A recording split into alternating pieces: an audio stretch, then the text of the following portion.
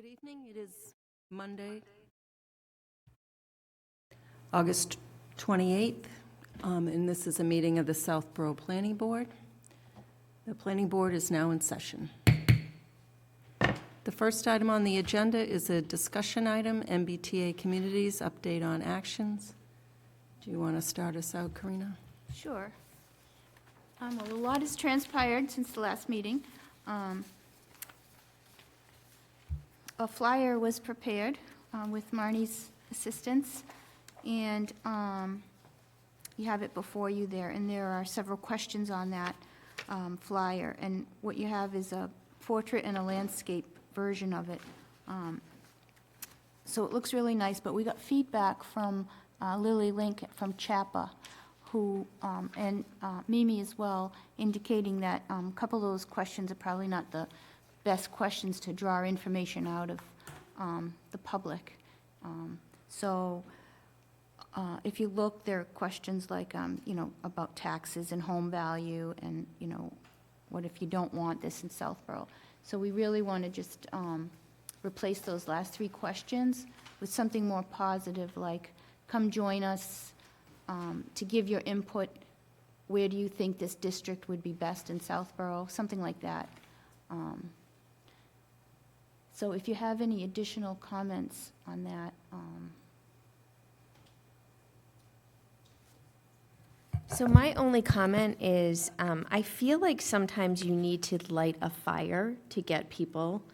And although the consultant suggested more positivity, I kind of like those content questions. She said they would be addressed if they came up and there was some response.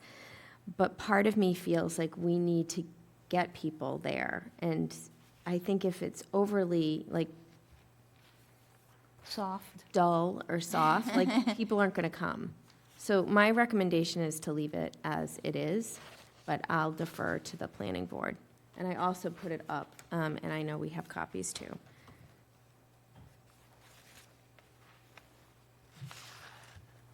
My only comment is I don't like asking questions I don't have the answer to. Do we have answers to those questions? They seem to be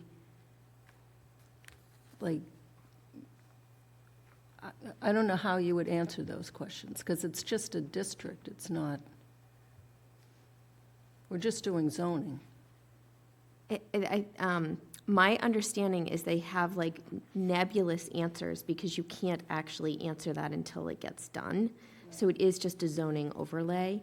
So there's kind of a standard approach to suggest that this is an overlay until somebody actually moves into the property and applies for it, then that's when it would actually potentially have an impact or not.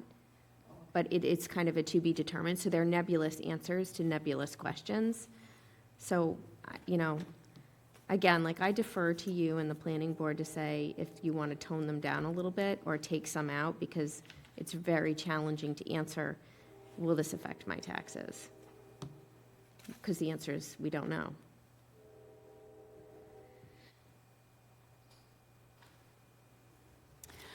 So all of you saw that the recommendations from CHAPA on the questions and how she explained that feedback and why she thought it would be better to not go down that path.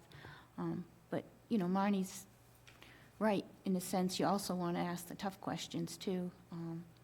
And not every town is like Southborough, and the board knows the people in the town better than CHAPA or than I do. So, if you feel that those are the kinds of questions that would trigger response and input and interest, we should leave some of them maybe. And, maybe the last one, what if the residents don't want this zoning in Southborough? I suppose that has a clear-cut answer, because if they don't want it, then there's already been public information on ramifications of potential lawsuits and things like that. So I don't know. I defer to the board. I think it looks great. I just have one comment. I mean, if we had to get rid of a question, I like what will this do to my home value and what will this affect my taxes, because I think that will get people out. What if the residents don't want this? That might be the question that I would get rid of, because that's a really hard one. You know, like, ugh.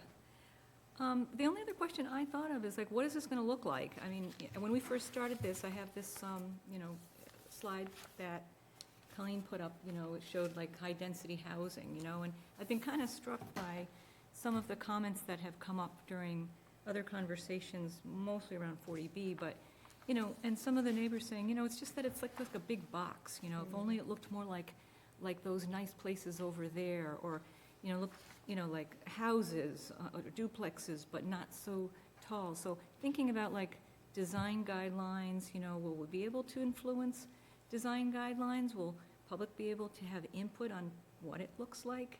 That's the only thing I thought is like, I think that there's gonna be people that are gonna be open to it, but wanna know like, what's it gonna look like? So that's kind of the only element that I might try to add. Yeah, thank you. So I also think there needs to be something on this to bring people out. I think that's, excuse me, truly our biggest challenge still at this point. I've talked to people that have no idea what it is. So I don't know what that shock value, if I may, is that will bring people out. But I think some of these questions, once people do find out, are going to be, you know, what will this do to my home value? I think that is a question that's going to come up at the forums that we're having. I would assume we need to get this done sooner rather than later, seeing as the first forum is September 21st, and people are finally home now. So I guess my suggestion or question would be, I know, Marnie, you've been working closely with Karina and Colleen on this, is do you have a plan to put something out on social media in advance of these cards going out, or kind of what is the thought process as we move forward on that? Yeah, so good question.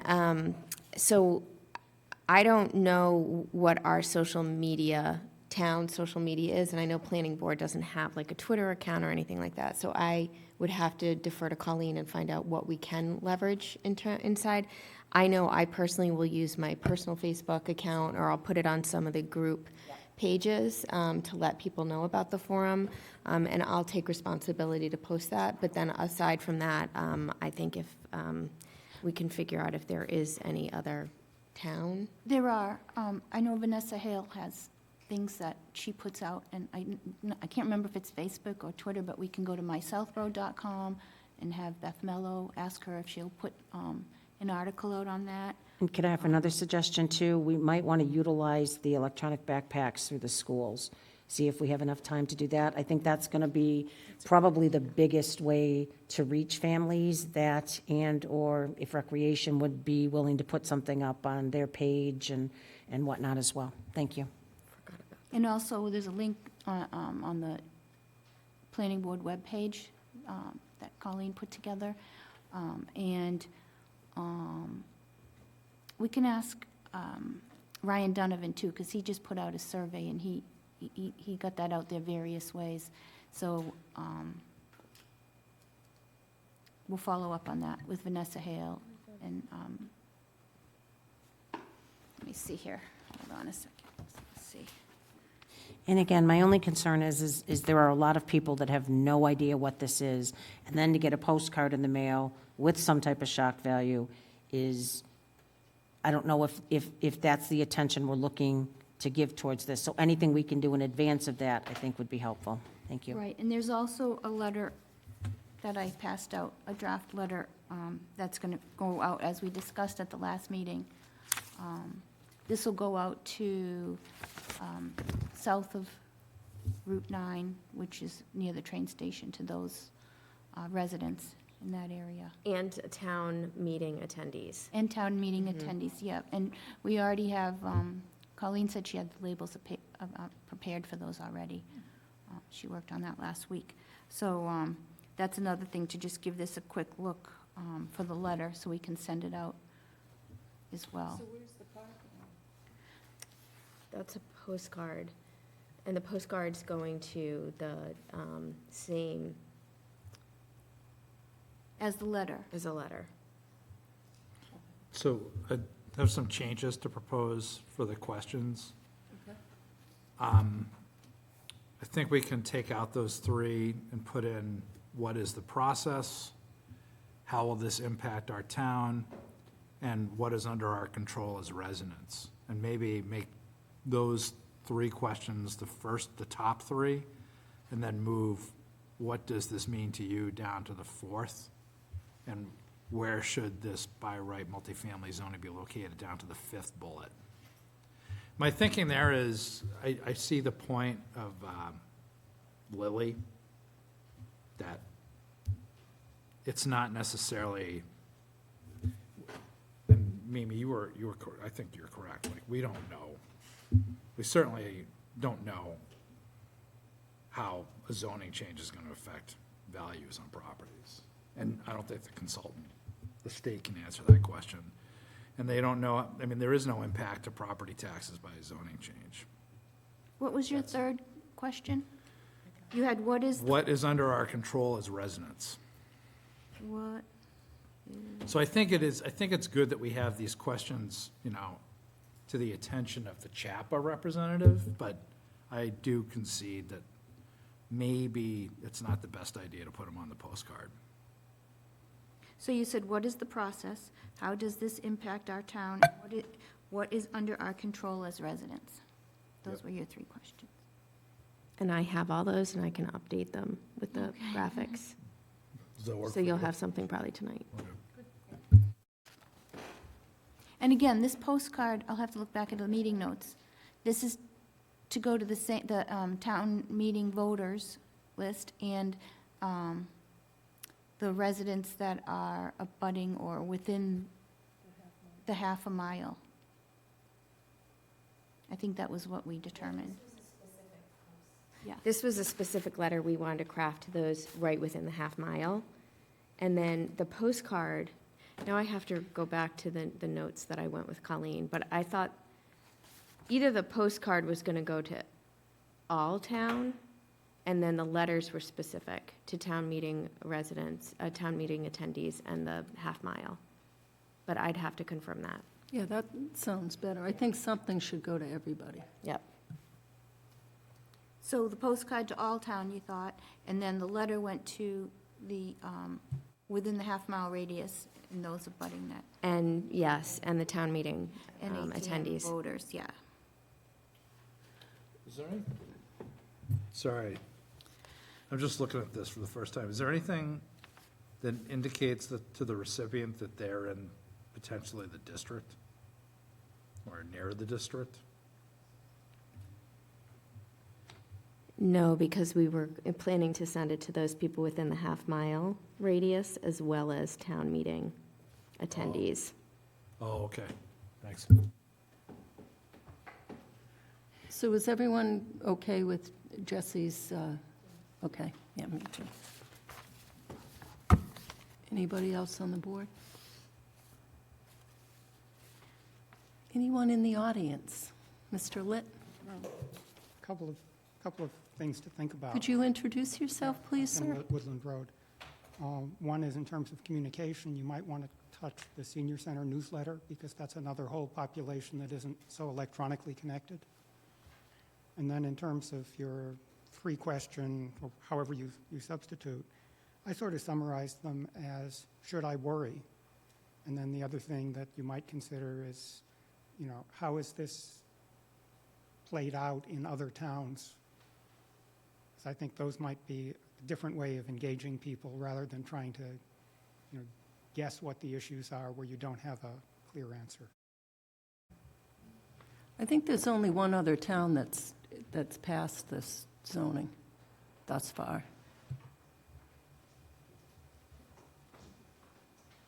Marguerite? Marguerite Landry, 134 Deerfoot.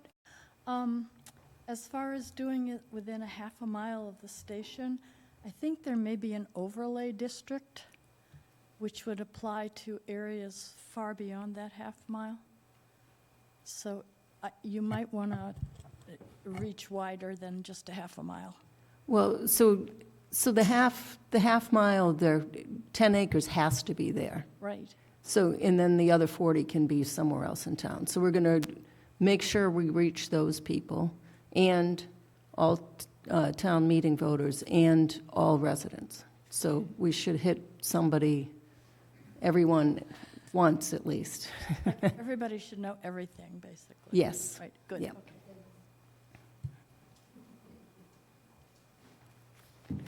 Eric Glazer, 9 Skylar Drive. The themes on the page, and by the way, I'll admit I'm getting up to speed on this as a resident, so I don't know a whole lot about it, so please, if you give me a little bit of leeway.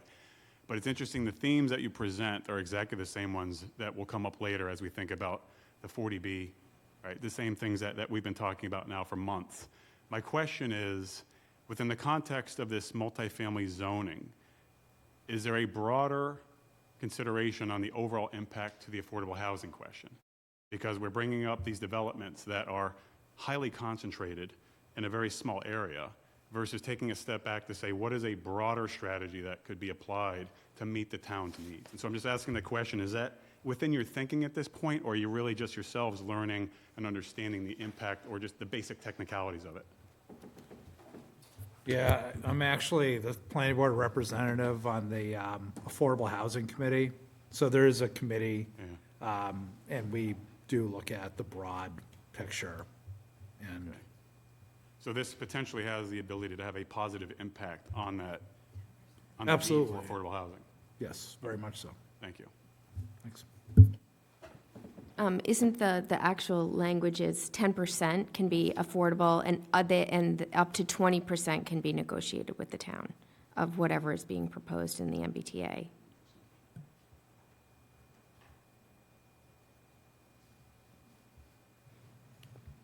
Anyone else?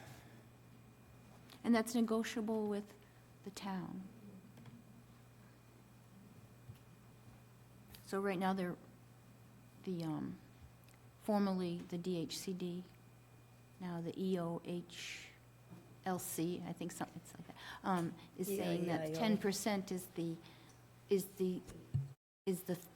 the restricted amount to go. You can't go over 10%. Not you have to have at least 10%. It's you can't go over 10%, and then the town can negotiate up to another threshold, depending on the interest and the need and all that. Okay. Can I ask one further question, Mimi? So what is the time frame on, I know obviously the postcards would have to be printed once they're ready, and I think the letters are a little bit easier, you know, to print those and get those out. But what is the time frame we're looking at in actually getting these out into the public? Let's see. The first meeting is September 21st.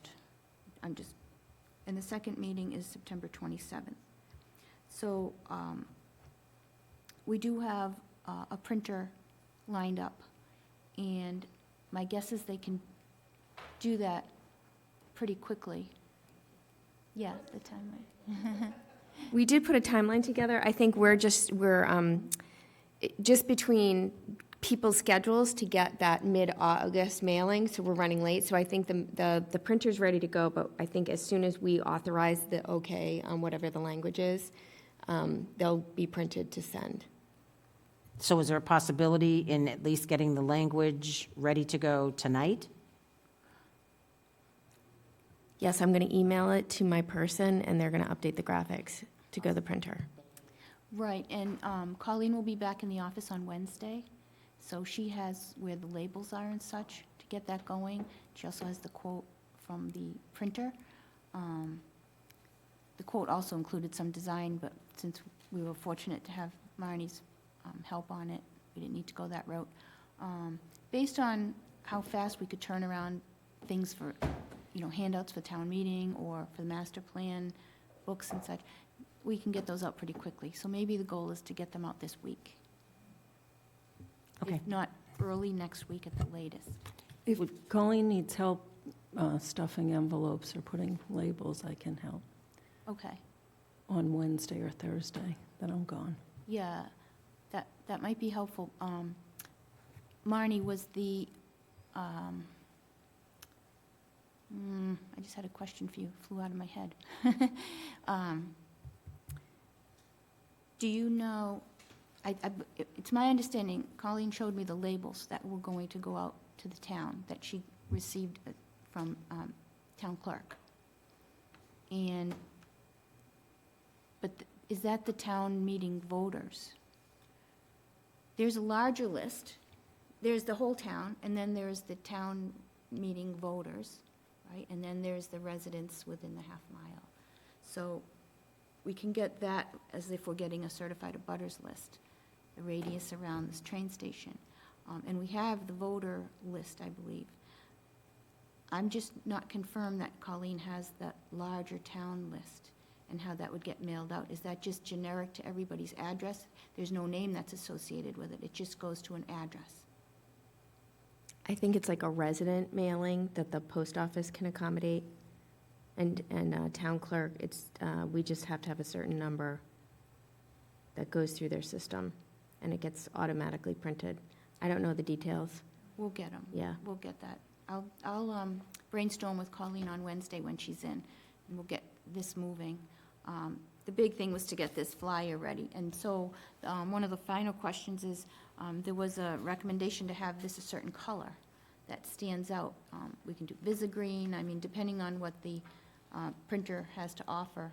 The standards are kind of what you see at town meeting. You see green, you see Visigreen, tree green, you see kind of the color of Marnie's shirt, sweater, you see yellow.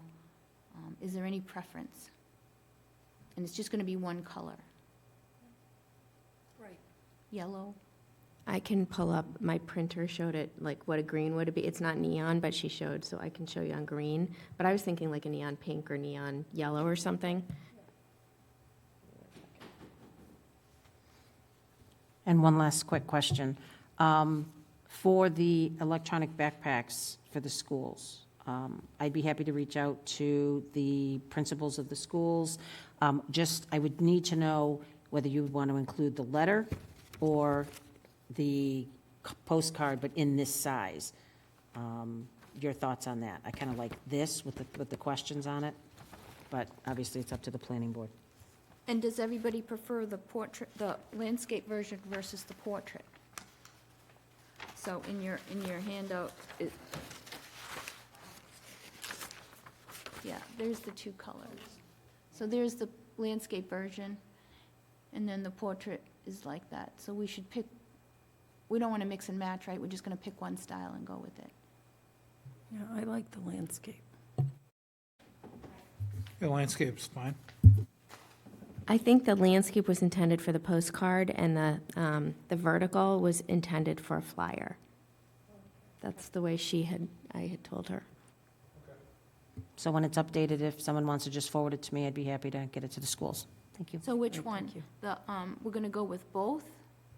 So we have a postcard version, and then the flyer is, The flyer should go in the backpacks. It should be posted in the library, like the thing that we can print off and just plaster everywhere in town, but not to trees. Yes, that is correct. and do you want the letter included in with the school backpack? Just the flyer. The other question is, should the planning board post its agenda for those two, like now, just so it's out there? Okay. Okay, so then we'll post the agendas. Post planning board agendas for 2 forums.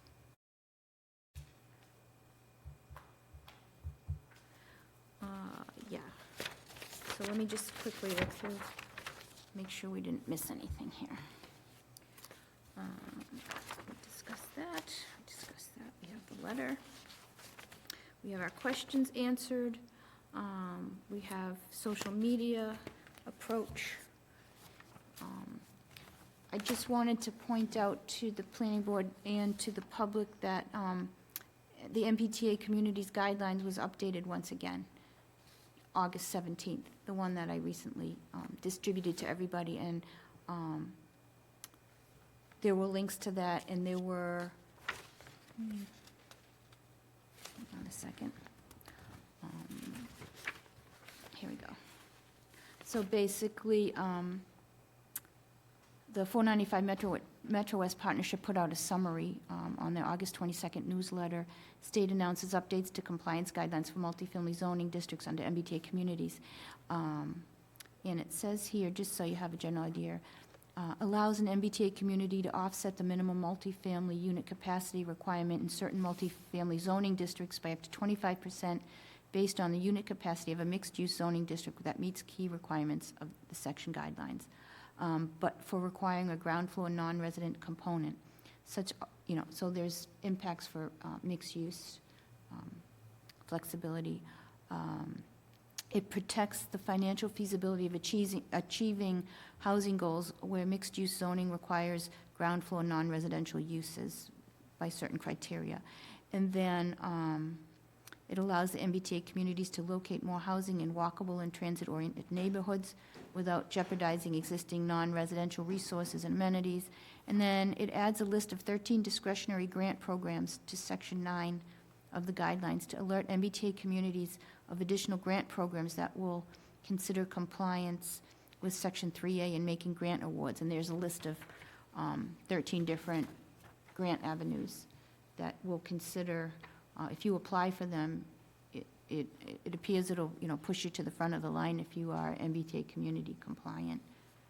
So I just wanted to make you and the public aware that those were the changes. And on mass.gov, and hopefully we'll update this on our website for MBTA communities, it shows you a redlined version of the guidelines and what they changed. So you can quickly reference that. And if anybody wants information in the public on that, they can just email me or contact me and I'll send them the links. Because sometimes it's tough to find all the information. Most of that red line was them changing their name. Yes, yeah, there were lots of small, small changes. And then I just wanted to point out that Grant Farrington, one of the residents, had provided an email pointing out that the article in the Boston Globe regarding new guidance on the MBTA communities and sent a link of the revised guidelines as well. And he said it appears that two significant changes were made. First, communities not in compliance risk losing out on more state grant funding. Additionally, towns are now available to require up to a quarter of the units zoned to be mixed use, whereas previously they could only encourage it. So that was a good summary from resident. Okay. And then lastly, there was, well, almost lastly, there's frequently asked questions. I think Colleen had sent you a copy of that. It was quite lengthy. I didn't know if you wanted it to be that defined, if you've had a chance to look at it or not, if you even saw that you got it. Let me know if you didn't. It's a document that Colleen had modified for Southborough somewhat. But I think it was taken from a CHAPA frequently asked questions sample. So that should be, we want to have this ready at the forums so that people, and maybe a little bit ahead of time so we can post it somewhere. People can read through it and already understand, might answer some of their questions. But we don't want it to discourage people from attending the forum either, like, oh, now I know, I don't have to go. So it may be good to have as a handout at the forum. I think that's good and goes into great depth, but I think for our purposes, something smaller and not as heady as that. Yeah, something short and the big picture items. I can take that on and just streamline an FAQ, just as quick bullet point, high level. Yeah, and some of the questions are like, for zoning geeks. Yeah. but- So, Marnie, do you have this copy? I do. Okay. All right. I appreciate the work you're putting into this. yes, thank you very much, Marnie. I really do.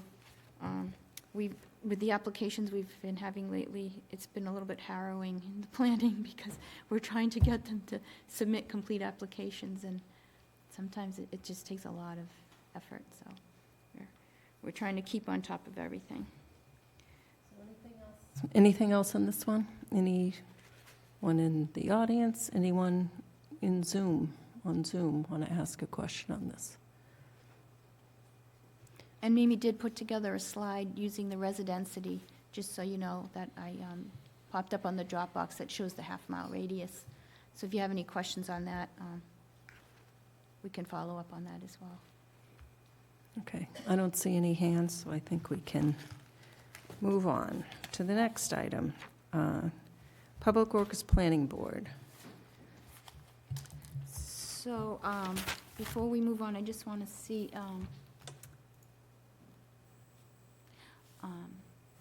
so our new DPW superintendent, Bill Cundiff, when I spoke to him today, he said that if we ever would like to have him come and address something, just ask. And so this afternoon, I asked if he could attend today to talk about the St. Mark's Street Park. But this topic may also be something he might want to contribute to, so I see him in the attendees list, and I'd like to promote him up to panelist.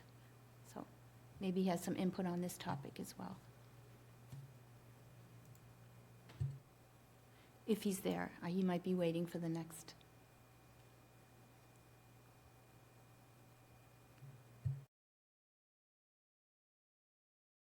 Give me just a second. Might as well put him on the spot. Yeah.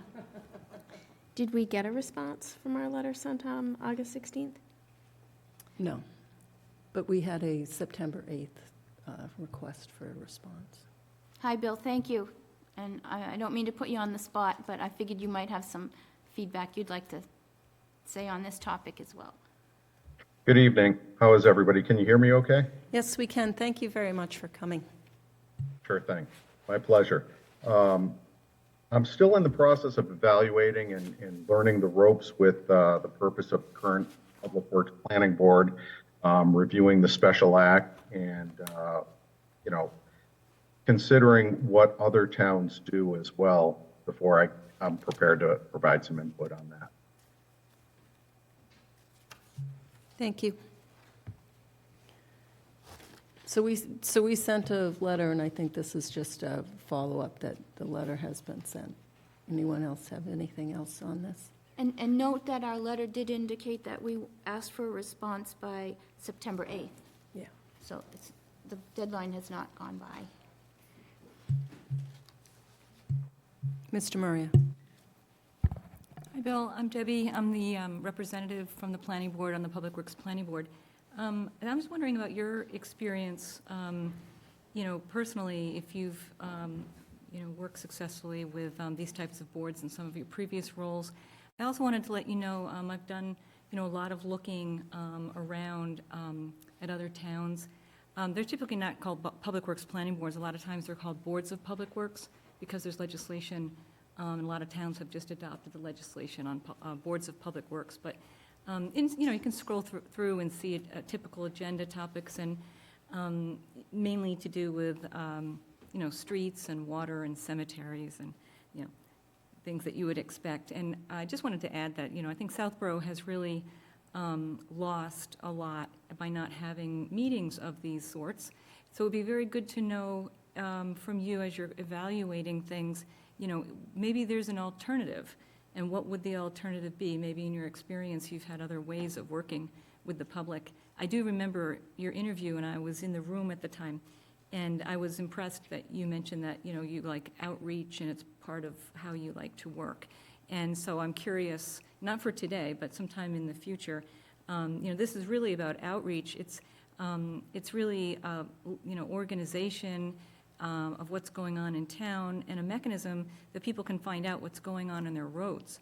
And I think that's really important to a lot of folks, and we're missing that.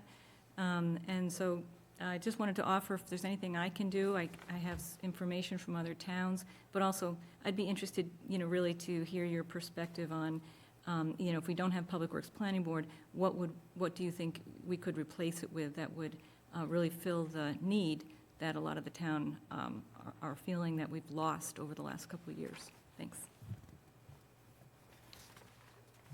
Ms. Houlihan? Yes. Hi, Bill. Thanks for joining us. I just wanted to make sure you did receive a copy of the letter that we sent to the Select Board. Yes, I did. Great. Thank you. Thanks. Anyone else? Anyone on Public Works Planning Board? Let me see. We have 6 attendees, no hands raised at this time. Bill, I appreciate you coming forward in this topic unexpectedly. Don't- No, happy to don't- help. Don't run away, because St. Mark's is next. Oh, fun. Okay, I think we're all set on this one. Next item on the agenda, another discussion item, St. Mark's Street stone wall and tree mitigation, review of St. Mark's park plans. So if you recall, at one of the prior planning board meetings, the planning board sent a letter to the select board requesting that they respond to the promise of having the planning board be able to review the proposed St. Mark Street Park prior to it being built. And I guess it did go out to bid, and the bids were high. So it's my understanding, and Bill can speak to this, that they're revisiting the design maybe to maybe streamline some of the items and reduce the costs of construction, because prices have gone pretty high lately. So we did receive a copy of the plans from Mark Purple, and I provided that to the planning board members for their review. So that's what we have at this point.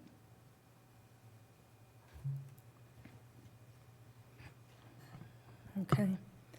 And just so you know, Bill, our interest in this is that there were scenic road trees and scenic stone walls that were removed without the benefit of a hearing. And that hearing took place after the fact on May 2nd. And at that time, the select board had assured the planning board that the 11 trees would be replaced in the 100 feet of scenic stone wall using the original stones would be replaced at St. Mark's Street at the corner of Marlborough Road. And at the time, the select board had thought that the mitigation would take place in the park, but when the plans came through, they weren't in the park. So our concern is to make sure that those things are mitigated. Is anyone else on the planning board? Mr. Stein? Hi, Mr. Cundiff, I'm Jesse Stein. I'm a member of the planning board. Has there been any discussion about sending these to Fuss and O'Neill for review? The design plan for the park? Yes. What would the purpose of that be, out of Because- curiosity? Right, because I understand that we're not going to do a formal site plan review, but Fuss and O'Neill could do essentially, the same type of review, understanding it's non-binding in the way that our site plan review would be, but it could be helpful and in the interest of the town. So Fuss and O'Neill is your peer reviewer? Yes. Is that it? Correct. Okay. I don't see a problem with that other than schedule and timeline. I know the selectmen are anxious to have this bid this year and get construction, at least the lion's share of construction completed this year.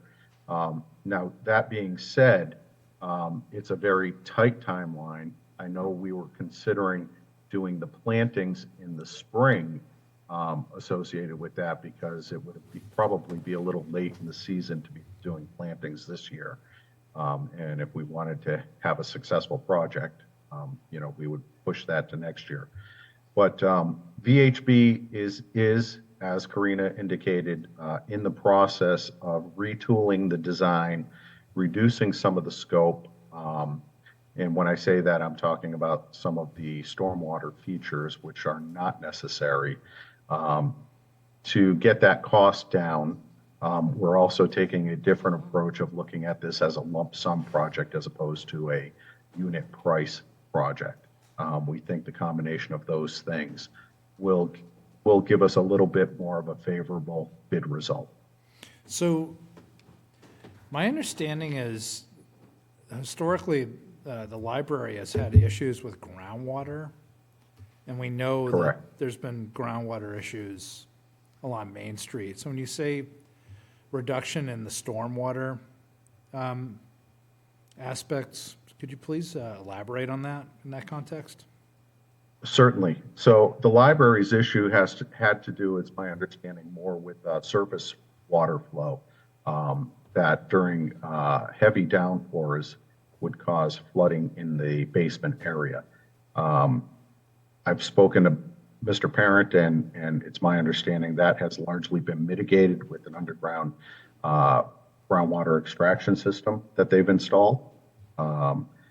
With regard to the stormwater on this park area, we're talking about a very small area, less than an acre. And as you look at this plan, there's actually 2 pond areas that hold water, the rain gardens, if you will. Those are the ones more shaded to the right. Correct. There's one there, and there's another one there. So we're looking at reducing those. I don't think there's a need for 2 of them. We can accommodate the stormwater issues with 1. So VHB is in the process of consolidating that. So you mentioned a water removal system in the basement of the library? That's my understanding from sump pump? conversations. Okay. Correct. Okay. Is this, so how many more meetings do we have on this, do we think? Is this it? Or are we going to have this as an agenda item again in the future? Well, I think we have to have it as an agenda. I'm sorry. I think we have to have it as an agenda item because we're waiting for a response. Not a response. The planning board has to provide comments on what they, just like with the Right. 40B mass housing comment. Right. Right? If the planning. It board- wasn't clear to me, like, what the comment period is in this case, Yeah. because I Well, don't know if this is it, or if we're going to at the doing last this, meeting, it or- had already gone out to bid, and now we know the results. So we can probably find out from the select board, or maybe, Bill, you know, when their plan is to rebid this. Is there a timeline already with VHB to have the design? We don't have a formal timeline. Actually, VHB is going out and resurveying the site to get the current conditions. Again, that's in an effort to provide the most current documents for the lump sum bid. We need current information. So they're in the process of doing that. They'll be out there Wednesday to survey. Once that's complete, they will redesign, and then we'll put it back out to bid. I'm happy to share this as we move along with you, Karina. Yeah. And then if it's warranted, you know, to come back before the board, I'm happy to speak to the board about it. Yeah, you know, Mr. I mean, just, I'm one member. I would not expect you to appear on a regular basis at these meetings. That would be asking an awful lot of our DPW superintendent.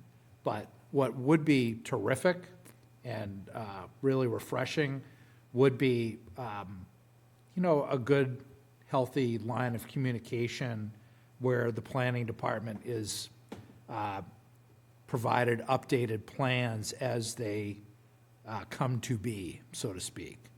I feel Sure. like we do often kind of get lost in the shuffle here, and you know, we're sort of the last to know when really I think it's in the town's best interest if we're right on the front edge of this thing.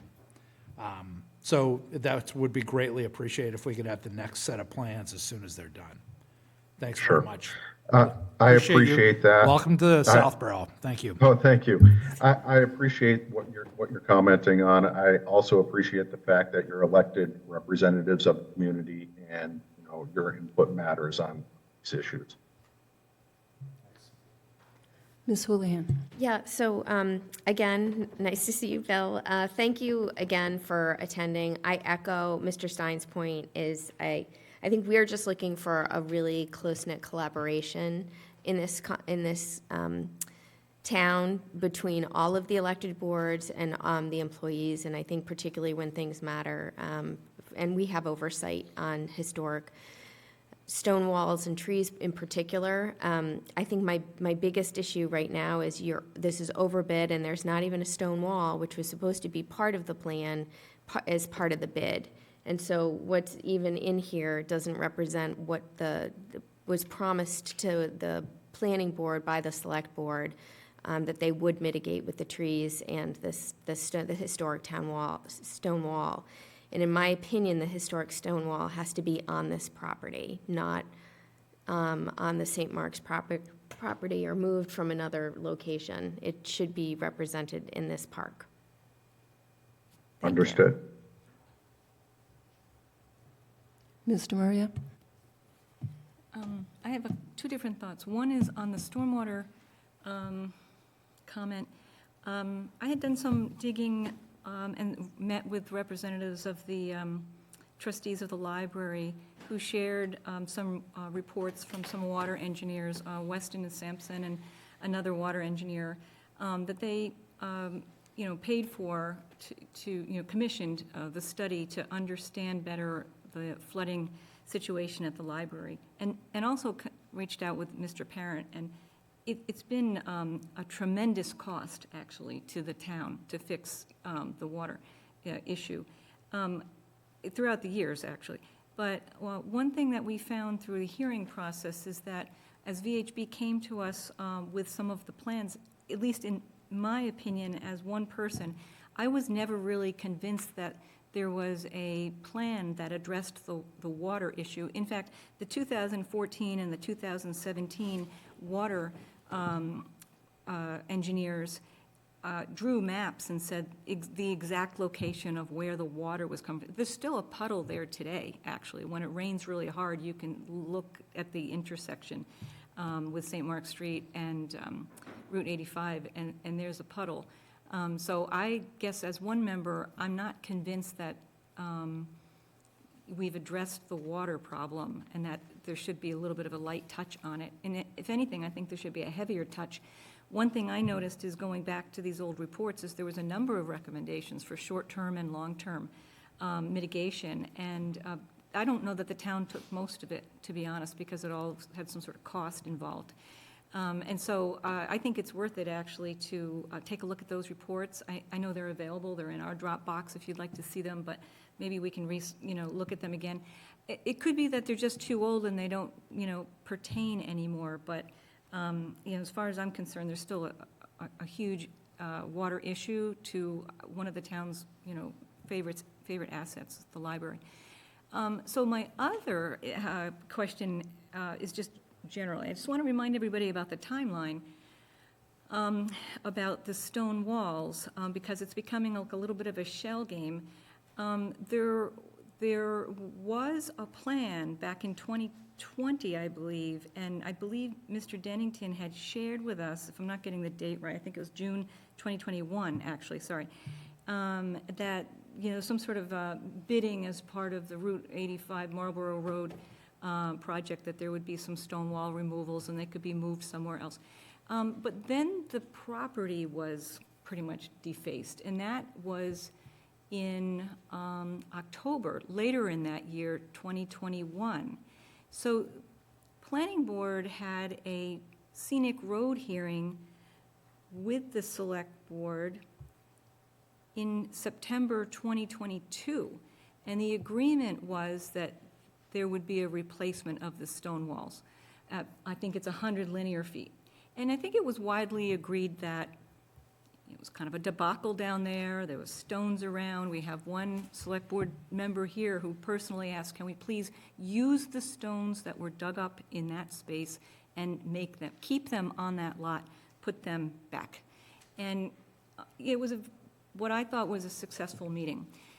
Today, it's a complete disappointment to see that we're going back to 2020 or 2021 and trying to revive plans, and we still have plans that don't exactly show, they're not accurate, I'll just be honest. They don't show the road layout in accordance with where the stone wall would go. One thing I notice is from the plan that we just got from Greg Russell at VHB, is that it appears that there's going to be taking of a stone wall for the purpose of putting it on Route 85, unless I'm mistaken. That's one of the things that I found. That's totally inappropriate.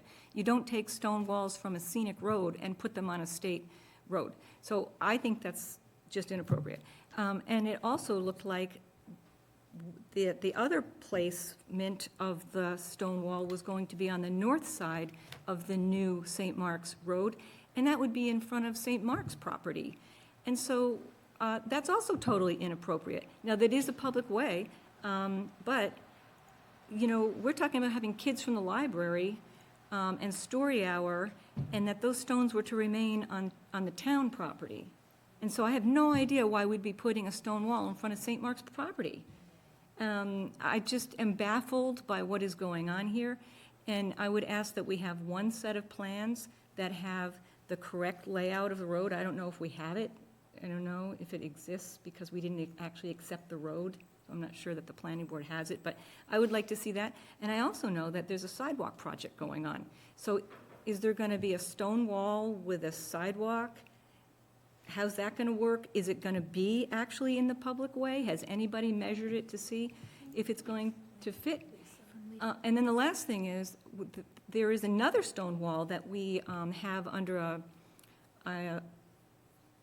I don't want to say the right, I think it's a lease. We lease the area. A license agreement, thank you. Which is down a little farther, more on the little tippy part of the triangle. And it's been said over the years that once that stone wall went up, that the puddling area, the pooling of, you know, the puddle, got bigger. And I'm not sure. I think I asked the town contract engineer, and he's not sure. But what's the impact of putting a stone wall up in this area without fixing the drainage problem? Another stone wall. So I think we really have to slow down. I as one member, want to see an accurate plan. I haven't seen, this plan in front of us that Greg Russell gave us is not accurate. It doesn't clearly show the road, the right-of-way. We're looking to the A&R plan now so that we can try to marry the two up to see, you know, is it in the right-of-way? Is it on somebody's property? Where would the sidewalk go? This is what planning is all about, folks. We need to see the whole plan, and I'm still going to say, I think that we need site plan for this area, because this is what happens when these little pieces are getting done all on the side. Just for clarification, I think the plan you see on the screen is where the proposed St. Mark's parking lot is going to go. Okay? Yeah, this was in the email. So that squiggly line along Route 85, was that where stone was taken or where stone is going to go? So maybe I've misunderstood. If I may, in looking at it, with the stone wall, right where actually the hand is, those stones in that wall are coming from where the curve was. It says R&R, existing stone wall. They're moving those stones down. So those stones that were there on the curve are now going to go in a straight section on 85. Okay, I just want to say, so we are, to confirm, we're taking them from the curvy portion of a historic scenic road, and we're putting them on a state highway. That's the plan. Is that correct? That's, as I look at this, totally not that's how I acceptable. understand it. That's Sorry. just not acceptable. And that wasn't agreed, actually, with the select board either. They were all in favor of putting it by the park. So that's not even part of the agreement. And then what was the other piece, Lisa? Do you know? There was another portion that was being moved, and it's being moved over toward the, Here? The red? That's This piece right here. Between the two, sorry, between the two and the red is just over 170 feet. So the agreement was that the 100 linear feet would be used on the property that remains the town's, at the park. Well, that's the right-of-way. Right. So, That's on this side to the left. So the Right. park is going to go to the left of the new roadway. yeah, This is the new layout of St. Mark's Street Yeah. here. The proposed St. Mark's parking lot will be on their newly acquired property here from the land swap. right. And, And there'll be no stone wall over by the town park. well, I can't see that from here. This was the old right-of-way in here. Yeah. And there was an arc of scenic stone wall right here. And several trees, which you can see here, I think they're still referenced, Yeah. that were removed. Bill, those were the ones that were removed without a permit. So it's this apex where there was a stone wall and trees. So the St. Mark's proposed parking lot is coming before us for major site plan approval on September 18th.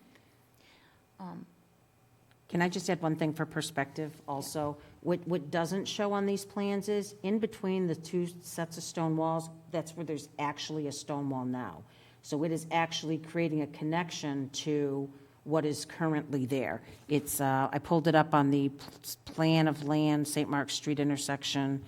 You can see here, it shows the existing stone wall in that empty space. So it's, what they attempted to do was to connect all of the stone walls into one. Oh, there it is. Thank you. Okay, well, I do understand that, but, there's, we are elected members of the public, right? And we've had plenty of people that have come to us to say that they're concerned about traffic, noise, other things, and that there'll be children in the park, in the new Heritage Park, or whatever we're going to call it. And we're not even going to have a stone wall there? I mean, those stones were to remain in that park. That was really my understanding, that this is not an acceptable plan. I get that half of the proposal is that it goes in the public way, and I get that it is a public way, but I think actually the St. Mark's should come up with a plan for a stone wall in the public way. We just are taking stones out of public property, putting them on state road, and lining a parking lot where the priority should be the kids. Remember, this was being sold as, that there would be story hour in the park and that sort of thing. The priority should be to put a stone wall around the park. And that's what I thought when we met with this, the select board, that was, my impression is we were all in agreement. In fact, we talked about how 100 feet, linear feet, was not really going to be enough. And Historical Commission and other groups have taken on, well, how can you extend that? How much would we need? We really need 300. Maybe this could be in pieces, but the focus was really on the park.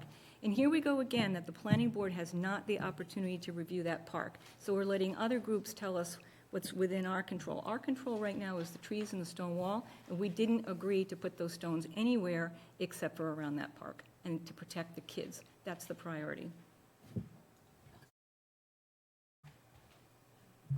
May I speak? Sure, go ahead. Just a couple of comments. Correctly referenced, I think Karina said, R and R means remove and reset. So yes, the plan is to remove and reset those stone walls from where St. Mark's Drive, I think it's called, used to go out, St. Mark's Street, used to go out to the road where the puddle is basically. That, it's my understanding, has been abandoned, so it is no longer a public way, and the public way actually wraps around closer to the town's History Walk park. So I wanted to make that clear that original road is discontinued, so that's no longer a way. The other thing I wanted to comment on is we're blending two different projects, two different applications. The one you're looking at on the screen now is from St. Mark's. That is a St. Mark's project. That has nothing to do with the DPW. The DPW project is the prior page that was just up on the screen, the history walk, Sorry, if you will. Excuse me, can I just get clarification, because we just received that today? So I'm sorry if I misunderstood, but I thought that came from Greg Russell, that's the Southborough Town contract engineer. And I wouldn't think that he's also working for St. Mark's. So No, the plan came from Greg Russell. Actually, Karina sent a copy of that plan to me, and I shared that with Greg. So I think a request went to Greg directly to see what was going on that parcel, and he forwarded that plan. So is St. Mark's proposing to put a stone wall around as part, I'm sorry, I haven't looked at their parking lot proposal. I think we have to clarify first. So, Bill, the plan you're saying, so the plan on the screen right now is the plan for the park that went out to bid on town property. Correct. And the other plan we were looking at with the red line with the stone walls, that's a sketch that I think VHB used to clarify to Lisa when she asked, where are the stone walls in this, on the St. Mark's side? And that St. Mark's with the red line stone walls, that's coming up for major site plan approval for that parking lot, separate from this. So when the new street got laid out, St. Mark's is on the north side with their new proposed parking lot on that end, and on the south side, between the library and the new road, will be the park. So there's a little confusion with intermingling of the stone walls there, because the stone walls were around the old layout, and in St. Mark's property that were removed, and now things are moved around, so you're kind of like overlaying where the problems were, and everything kind of shifted ownership. Karina, Yeah. Correct, correct. can we, sorry, one sec, Mr. Cundiff. Are you saying then that the stone walls are now being moved onto St. Mark's property? No, I have to look at the plans to say that. So But this, what we're looking at right here. not that. Yeah. Can you pull up the other thing for a The second? other one, which is, it was this one here. So, Okay, so this is what is going to be before us in a public hearing? no, this is a sketch from many plans ago when the land swap was being discussed between St. Mark's and the town. And I recall this as being like a very schematic concept of where they might put their parking lot. Because the proposal that's coming in looks very different than Okay, that. is the proposal that's coming in on the same? It's on that property, but It it's a is. different layout of Okay, how the, so this is nothing? no, this was just VHB, I think, trying to clarify to Lisa where those stone walls, there were, Lisa had some Where they're questions about going the to be? stone walls. So I don't know. It kind I'd of have goes to back read to, it. the board clearly is concerned about town stone walls being implemented on St. Mark's land, or in the St. No, they're in the Mark's right-of-way. project. Abutting St. Mark's? I have to agree with Mr. Murray that, to me, these should be part of the park, intuitively. So to clarify, and I think this is where all of this craziness is coming from. So when we had the scenic road and tree removal hearing on 5/2/2023, which was after the trees and stone walls had already been removed, the quote from the chair of the select board at the time stated that the plans for St. Mark's Street Park were delivered today and committed that the board would ensure that the new trees and reconstructed historic stone wall would be included. Noting that the yes, noting that the planning board would conduct major site plan approval. Well, we So- know that's not going to happen. Right, so herein lies the problem. Evidently, although it's never been formally discussed with us, that the select board is not going to submit the plans for major site plan approval. And B, the park plans obviously don't have any stone wall in them. So there are a couple things here. So there's 78 feet of stone wall, which is on a scenic road. It abuts St. Mark's, but it's within the town right-of-way on a scenic road, whether we would accept that and not in the park. It seems curious that there's a sidewalk and then a stone wall.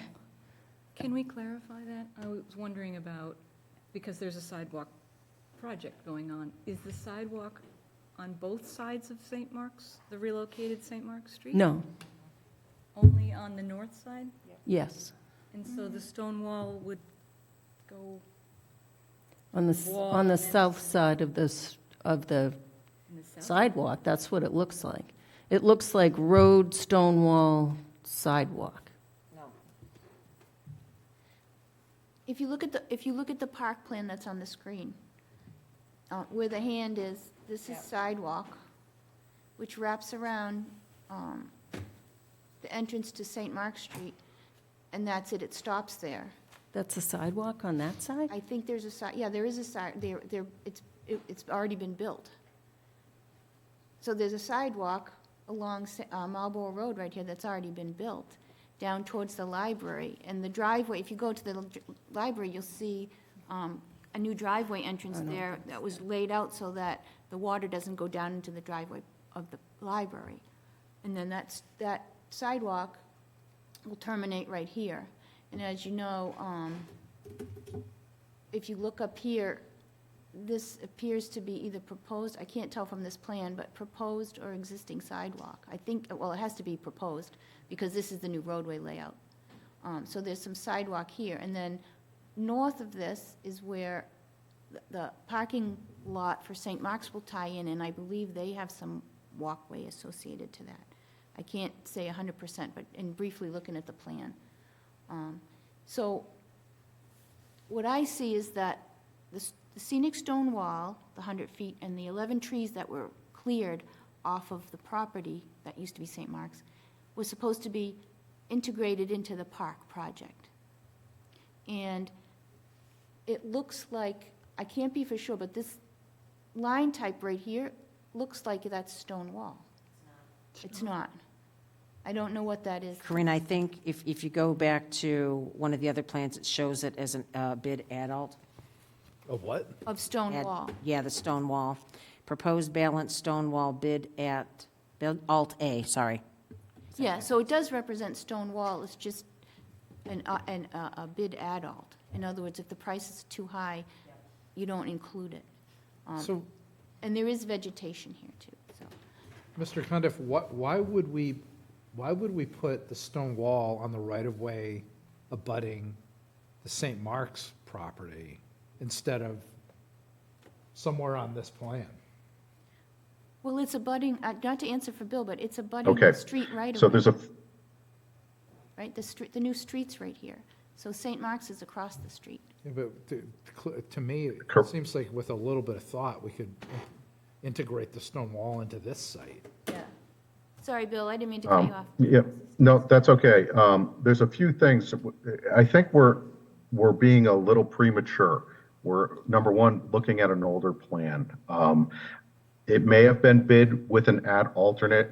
I understand the significance of having the stone wall, and I'm going to do what I can to make sure that the project and stone wall, we're currently in the design process, redesign process, I should say. St. Mark's, we're not doing anything on the other side of the street with St. Mark's. That's entirely their project. The plan that we're looking at, it sounds like, was an early iteration of a concept that, you know, I think the board would be prudent to wait to see the application that's come in before you for that. Then make your determination and comments based on the revised plan. With regard to the town's plan, like I say, I'm gonna do what I can to make sure we include that stone wall as part of this and the trees that were removed, and then we'll proceed from there. One thing that I do want to harken back to with regard to the stormwater, because I know I didn't get to address it. If you look at those two shaded areas for the rain gardens, the rain gardens are really only about stormwater quality. It's not about reducing the volume. It's about treating the water before it goes into the street drainage system. So you'll notice that we have interconnections with the street drainage system on those rain gardens. We're just simply looking to reduce the number of those from 2 to 1. Karina, can I ask you a question? Sure. The, when the A&R was done, I'm trying to figure out if Concom is going to take a look at this water thing, and I can just forget about it. No, because it's less than an acre. Is that why? When it was A&R, isn't it more than an acre now that they will see it? Or What part are you talking about? for stormwater for the St. Mark's, the upcoming St. Mark's parking lot? Will Concom get to review that? Yes, actually, I think they've already, they've submitted to conservation already for, I believe, a stormwater management. Okay, I can tell you. okay. Here. Hold I'm not sure where we're at, but I will just say, a promise is a promise. And we have the select board's word that the stones that were, I would say, you know, I don't know what the word is, ripped up or whatever, and from the earth, we were told that they would remain in the park. And I also want to say, I don't, I mean, I agree that a public way is a public way, but the agreement was that, you know, it'd be fantastic if St. Mark's wants to put a stone wall up around their parking lot. But I believe that this, when we met in good faith with the select board, we were discussing keeping those stones on the property. And I don't know what we do now, but I really am getting kind of confused by these plans.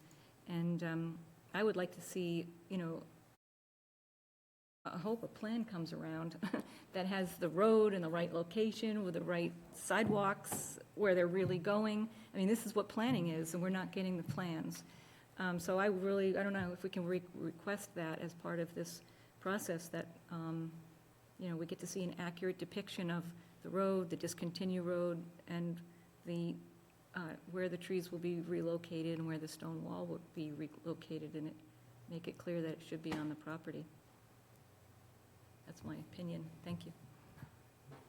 Ms. Barsham? Thank you. So, based on what the, Mr. Cundiff has said tonight, I think we need to see further plans. I don't know what we're going to gain by further discussing this, other than, I know Ms. Gillespie is at the mic, and I know she was on the working group, and she was involved in the rain gardens, so I would really like to hear from her, as an open space member as well, the value of these rain gardens and what we would be losing by taking them out. And just before you start, I wanted to just clarify, I can confirm that we were notified by Conservation that public hearing for an application for stormwater management permit for the Zero Marlborough Road has been scheduled for September 14th at 7 p.m. The applicant is St. Mark's School. Redevelopment of existing parking area of St. Mark's School to coincide with the new roadway layout and town improvements of St. Mark's. So they are going for stormwater management permit. Okay. Sorry, Freddie.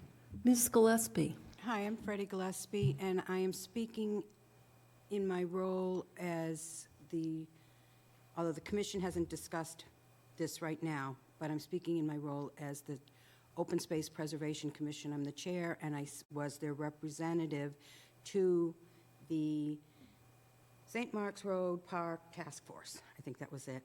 And I sat on that committee for 6 to 8 months. I wasn't there at the beginning, and I wasn't there at the end, but I did weigh in and their final discussion of the plan. And I want to say that that committee worked really hard and long and came up with a plan that before the final plan, that, you know, a very divergent group of opinions came together, and I remember the meeting, it was right around Christmas time, that they all said, we support this. And that was, you know, really significant. And then they continued on after that, and I wasn't there for the further discussions there. But at the very end, I thought the composition of the plants, and I just want to give you a little bit of the involvement of the Open Space Preservation Commission. And I know the project has changed many times, but to understand the process for our commission. When it first came up as a grant application, we were asked, it was presented as a pollinator garden area and historic site trail or site, you know, a historic walk, right? And both the Historic Commission, I believe, and the Open Space Commission wrote support letters for that at the time. What came out of it, it was a very vastly big, you know, like a arboretum-type pollinator garden, which was not our plan, and I was like, whoa, who's going to take care of that? But it evolved from that, and we felt we got a lot of the pollinator needs met in the plan that was not quite the final plan, but that was there, because trees and shrubs can satisfy that. The issue I wanted to bring up about, because I'm hearing the revamping of this, and some of it is not just the rain gardens, but planting, I heard. The trees were significant, I just want to make this on the record. We were talking originally, the committee was set up, before I was on it, to look at some sort of honoring of the native population that was here before the settlers.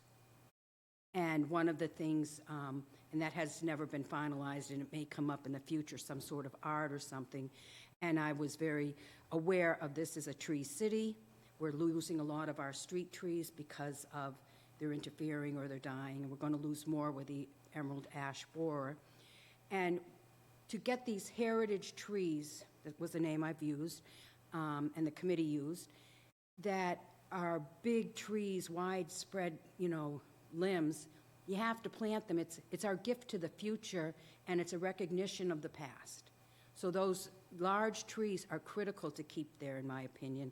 And I think the name Heritage Park came from that discussion about the heritage of those trees. And again, the importance. It takes 100 years to, maybe for the trees to grow, but, if you don't plant them now, we're not going to have any in the future.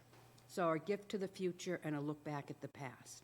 So that was significant. I just want to have that on record, that when you're looking at reducing the planting scape, those big oak trees, I believe were very important. And then I will make one comment about, you had a requirement of trees from the historic road that were taken down. That needs to be, I believe, planted with specific criteria for what qualifies. And one of the things, when I said the tree planting list and the landscaping came out pretty good, at the very end, somehow they made the maple trees, I believe, are cultivars. And I don't think, just so that, I know the planning board's aware, but just so that anyone else making plans, that wouldn't satisfy the replacement of those trees. It would be simple to switch them back to the straight species. And then I wanted to speak to the rain gardens, and I'm not a stormwater expert, that's why I was hoping you would have site plan review. And we all know that's a difficult site. I have been working on the library grounds for quite a few years now with a pollinator preservation garden we have there. And I'm very familiar with the water situation over there. And we have found, even further away from this site, there's a swale with, we didn't know what it was. There's a swale with 2 stone walls right next to our pollinator garden. We have since planted in it because that helps. But, and we told it didn't hinder the stormwater, and there's a storm drain. That whole area and it's not stormwater running off, it's a high water table. And after it rains heavy, it can stay for a week later. It looks like you're walking in grass, but you're walking in a puddle. It's like, an inch deep of water. So what I have noticed is where the southernmost rain garden, the smaller one, there's a depression over near it's actually on the library grounds, but in that area, water comes up from the ground after a rainstorm, flows out of that and down the library parking lot like a stream. I've taken videos. I crashed my phone and don't have them anymore, but even after they did the mitigation of stormwater for the new road, which things got better. There was a reduction. Still, after a heavy rainstorm, that will happen. So saying that these rain gardens, I was under the impression that they will help infiltrate water, not just clean it, because the plants will take up water and they help it flow. So that was one of the thoughts I had, and maybe we misunderstood or I misunderstood what we were told by the consultant for the committee. But it was also another way to get the pollinator plants in there to satisfy the original intent of this being a pollinator garden area, which we are not looking for anything like what they originally had. But I'm just, one of the issues when they put the bigger kidney bean up there, the one a little bit to the north of a rain garden, was to somehow get the water off the area where the kids are going to be sitting, because, even if you go there on rainy days, that whole area is very, very deep. I know there's no vegetation there, but vegetation absorbs water, right? It's very, very deep puddles after a rain event or a snowstorm. Now there's big piles of soil there, but if that doesn't help with the water infiltration, I think you need to forget about having a regularly available park where kids can come out and sit, because it's going to be wet a lot of the time, from what I've seen. So those are my points, that if you're not going to, and I understand reducing the scope of things. I thought it was the hardscaping, not the rain gardens, that were the overage. So I would hope we could keep some of that there. It sounds like you were thinking of reducing it but not eliminating, but I would just be really interested in what the impact to the water absorption will be. If that's really just to clean the water, I thought it actually helped infiltrate it. So I'd like more info on that at some point. Thank you. Thank you. May I speak to the stormwater issue? Certainly, yes. So rain gardens will slow down water, allow infiltration. We're absolutely correct in that. What I found interesting was your comment about high groundwater and having a groundwater issue, because that would not be compatible use for the high groundwater situation you have at the library. You can achieve the same level of stormwater best management practice with having one rain garden instead of two separate large ones. Have one. You would still get the same quality of water treatment. It would reduce the amount of infiltration into the ground, and it would send some more into the stormwater system in the street. Again, it's a cost-saving measure. You'll still have some of the species that you're interested in. It just wouldn't be twice as much. Can I respond to the chair? Thank you for that. I'm not, like I said, I don't know the stormwater piece of it, and you're right, when you think of it conceptually, if we're saying there's a high water table, infiltrating, it's not going to help, but there's also the envirotranspiration. The plants take water and then it, goes up. I think there's still some benefit of the plants absorbing some of the water, but I don't know at what level. So as long as you're thinking of reducing but not eliminating, and being aware that, I just wanted to make the point that it's not, in my opinion, what I think of as stormwater, which is water running off pavement or hard surfaces. This is water that's there, and I thought from the prior VHB. So I didn't come up with two rain gardens. That wasn't my thing. But when they were there, they looked, the planting area looked pretty nice. So I thought they put two in for a reason, to deal with the water. So maybe that's, you can do it with one. That's great. The other thing we achieve is, you'll notice there's two road openings going into the road, which is newly paved, and I'd like to eliminate that. The one to the south, it looks like we can tap into that structure without actually going into Route 85. And one other comment that didn't get imported into this, or comments were made during the plan, the discussion of this, that didn't make it onto the final plan, and that was to be using, and it came up quite often in the public forum that the committee had, that people would like to see reduced lawn, formal lawn, where there's not a lawn needed. So certainly where the kids are sitting or where they're playing, but in areas around the trees where people aren't going to be walking a lot, or, you're not playing croquet or, heavy-duty lawn activity, that there could be native plantings as a lawn alternative, some sort of native ground cover instead, that won't need as much gasoline at this time powered, mowing and blowing and all of that. So that was just something, if you're redesigning it, to consider adding a little bit of, lawn reduction where lawn isn't needed. We certainly know that lawns are needed in park. We never advocated for that. So thank you very much. So, Bill, thank you very much. As you may have surmised, there's strong opinions on this.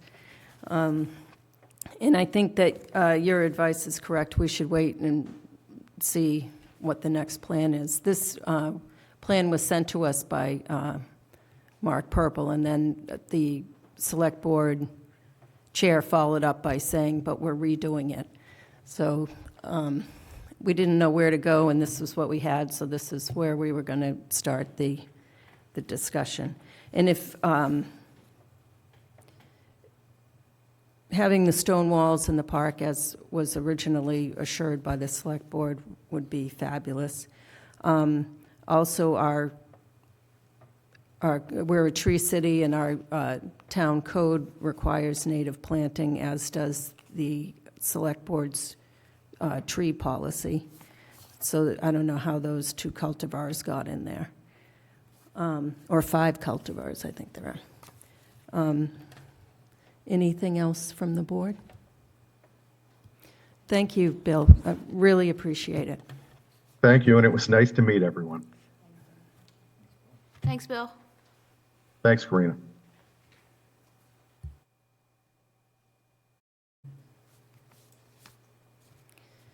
Next, a discussion item, 40B 120 Turnpike Road and 250 Turnpike Road, the amended plans. So 120, I think that's just a follow-up that we had sent the letter to Mass Housing. There's no changes on that. I don't think there's any additional comment on that, is there? On 120? Yeah. Hold on a So second. quick question, has the comment period been extended on both of these or just 250? 250. Okay, Just 250. So the comment period for our purposes on 120, we're done with that. Yes. Okay, thanks. Correct, and we did receive confirmation that Mass Housing did receive the letter, and they said thank you. I was just wondering if there was any additional information for the board from the town planner on this.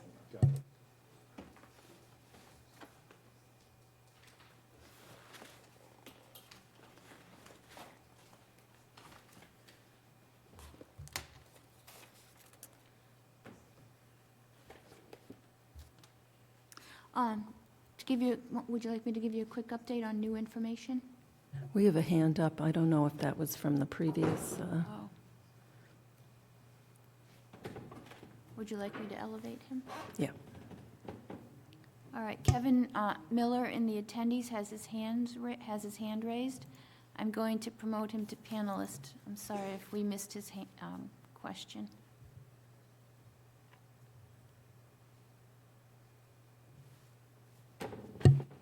Hi, Mr. Miller. If you unmute, then you can let us know.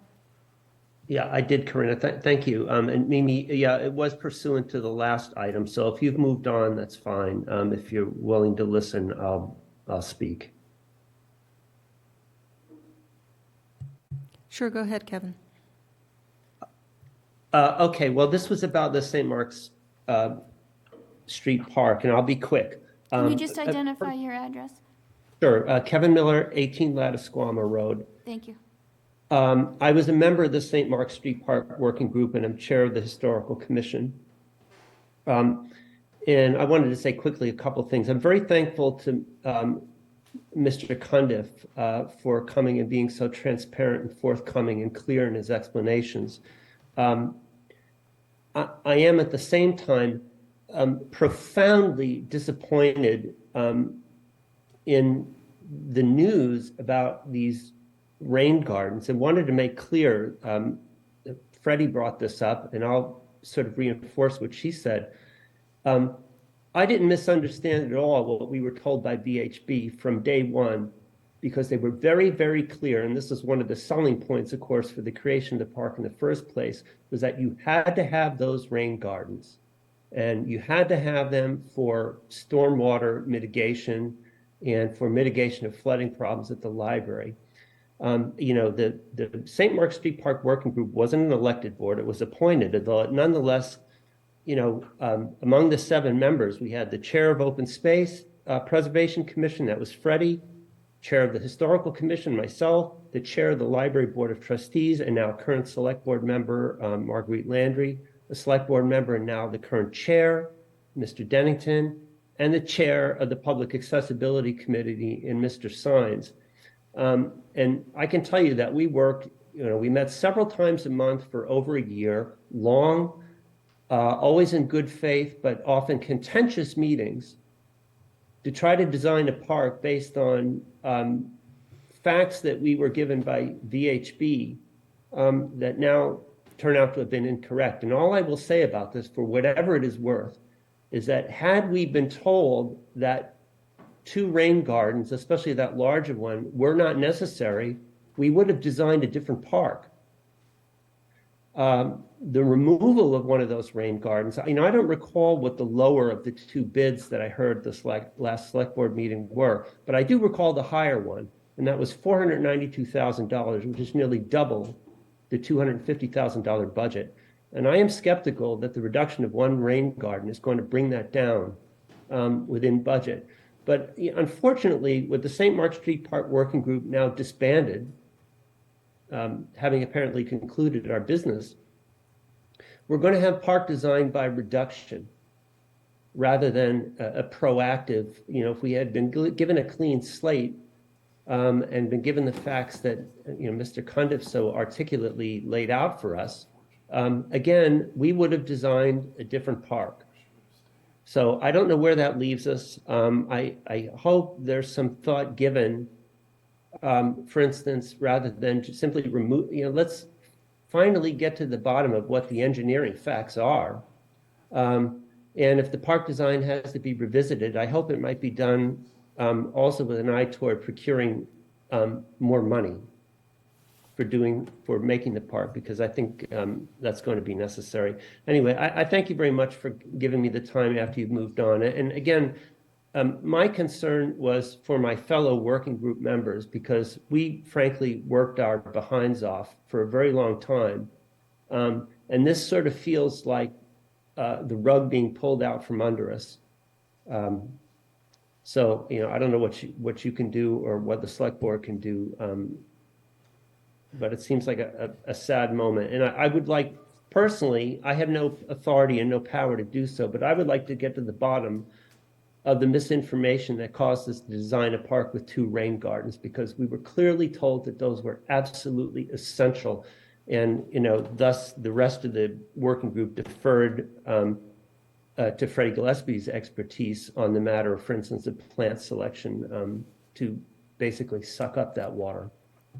Thank you very much, Planning Board and Madam Chair. Thank you, Kevin. There have been a lot of rugs that have been pulled lately. So, Mr. Miller, hi, it's Jesse Stein. Just wanted to make sure you're aware that town council effectively advised the select board that they don't need to send this to us for site plan review. So we are not, I'm fully aware of that. okay. Yeah. We're relegated to a comment. No, I understand. Okay. And Thank you. I am as well. I'm just, again, wanted to express the fact that, we worked really hard and we worked with the best information we were given, and we took that information in good faith and tried to move forward with it. So it's a little bit frustrating. And I'm so appreciative of Mr. Cundiff coming in and explaining clearly. I do have some worry, just as a citizen, as a taxpayer, about what is the water situation at the library, and is that going to be effectively resolved? I'm sure, Marguerite is quite concerned about that, I'm sure. So hopefully, I hope- hopefully the select board is watching, and I've said it when select board members were present before. I've said it to them offline when I've interacted with them in town. It's not because town council told you that you don't have to do it. It's because it's in the town's best interest to consider submitting this, as originally discussed, to the planning board for site plan review. We do site plan review. That's not something that the select board does. So if it were submitted to us for site plan review, we would have actual authority over exactly the types of things that Mr. Miller was just talking about. It's a perfect example of why it makes sense to submit things to a planning department and a board for review. So, Mr. Miller, I appreciate your comments. Thank you. Thank you, Thank Jesse. you. Anything new on 120? Sure. Give me 1 second here. So on 120, let me just take a peek here. Just to reiterate that the comment letter to Mass Housing from the Planning Board was sent to Mass Housing, and confirmation that they received that within the time frame. Let me see here. Okay. Interestingly enough, I did receive a call from Mass Housing's appraiser, who had asked me about some information about 120 and the buildability of that lot. So I explained what I understood, and then I recommended that she contact Mark Purple to reach out to Town Council to understand Town Council's feedback on the frontage and the special permits from the past, and how it impacts the current site plan for 118, 120, and is that lot buildable or not under the circumstances. So she appreciated that. Other than that, there's no new information on 120.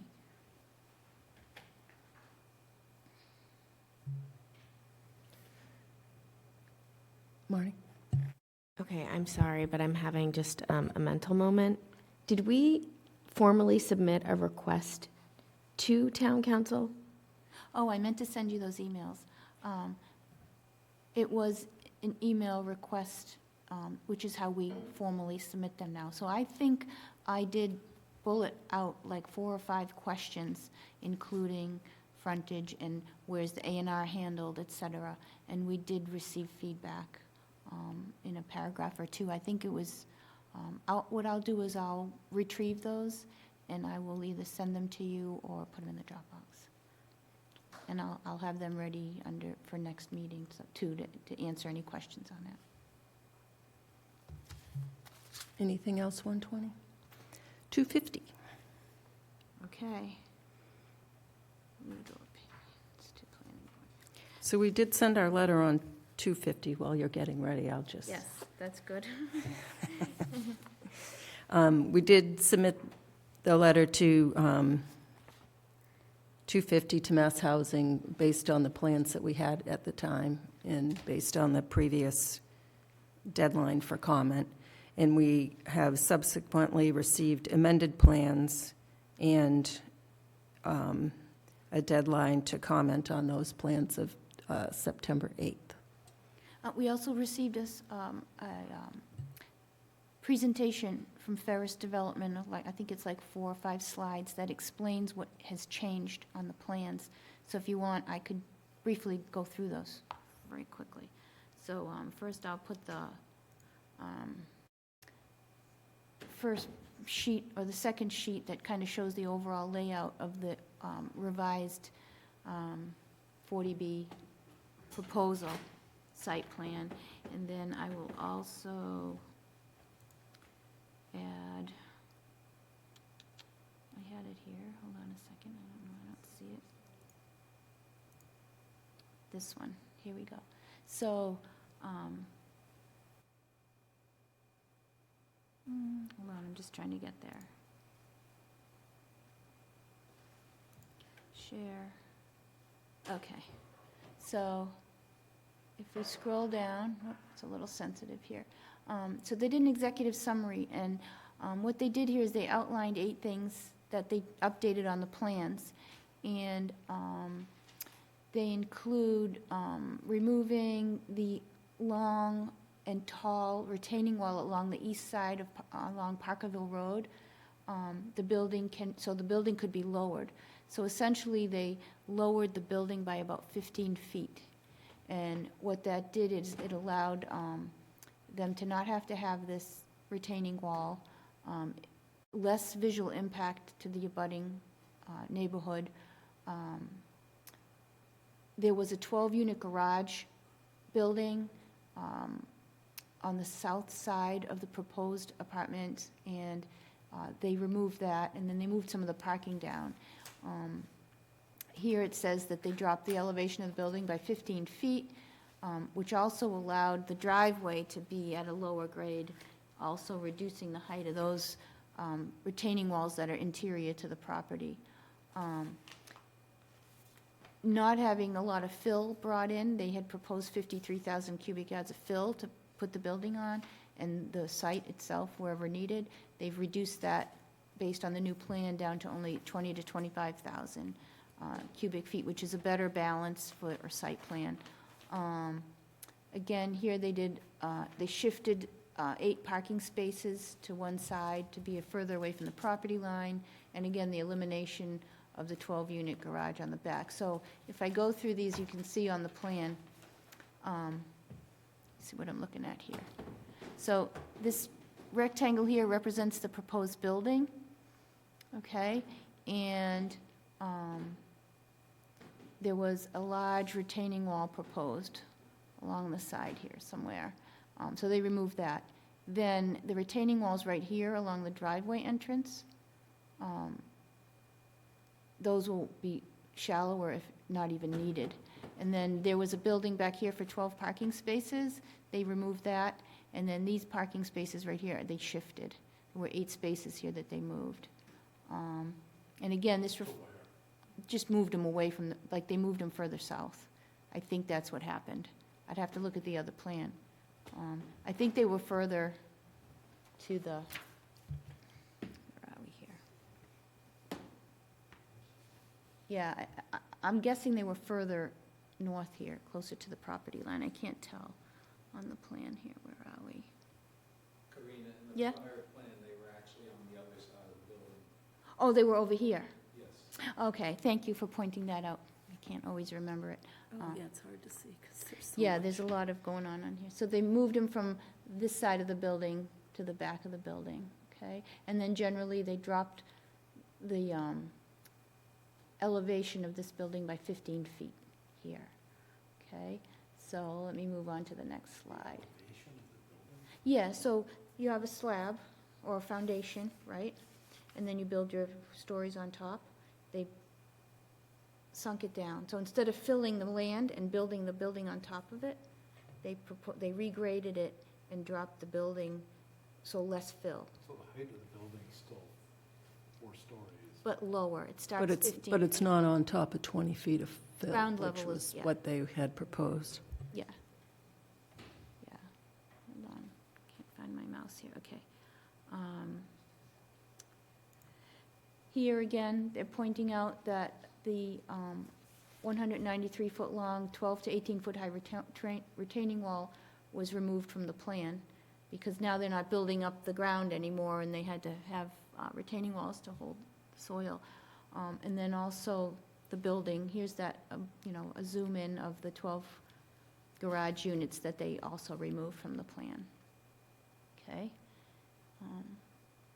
And then this is actually the driveway coming in towards the building. The building's now right down here, the parking, and they had a lower building, first floor provides the ability to lower the driveway closer to the existing topography, and it reduce, if not eliminate, the need for the retaining walls along the driveway.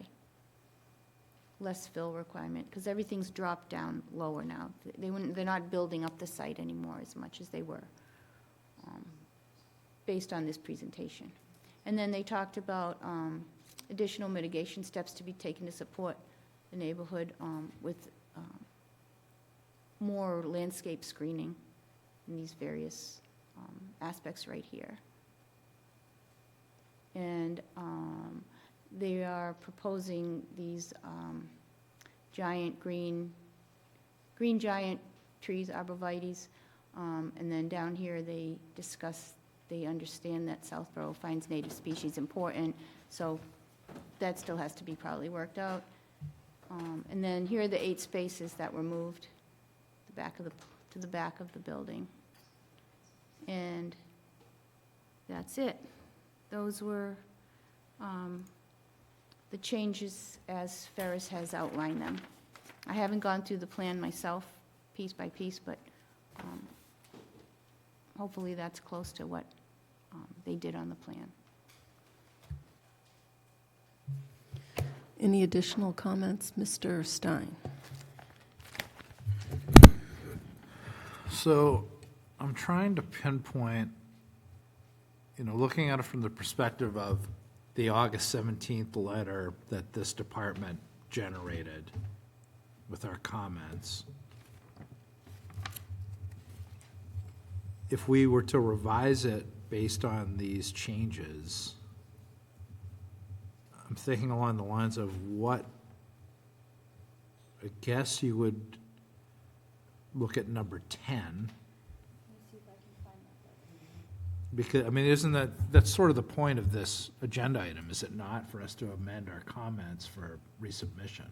Or to send additional comments on the amended plan? Well, okay, I guess I kind of look at it as, that's the plan now. Right. So now we have to submit comments Okay. on the plan. Does that make sense? Makes sense to me, either way. Okay. So we would actually be sort of revising our letter. And I have shared it on the screen now, Jesse, so if you, whatever you refer to, we can look at it. Okay, so number 10 seems to be the first one that's impacted that I noticed.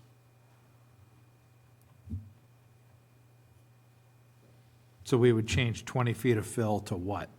What's the, do you know the change? The appropriate change there? No, I don't know. All I know is that the revision says that they're dropping the elevation by 15 feet. So the site was proposed to be set on top of 20 feet of fill. So if you look, I'd have to look at the contours, but it looks like it would only be 5 to 10 feet of fill, maybe. What's our due date on this? The due date is September 8th. September 8th. So we're not going to meet before. No, So this is it. This is our chance to do this. this is it. Okay, so I suggest that we revisit number 10, 11. A lot of this to me is still appropriate.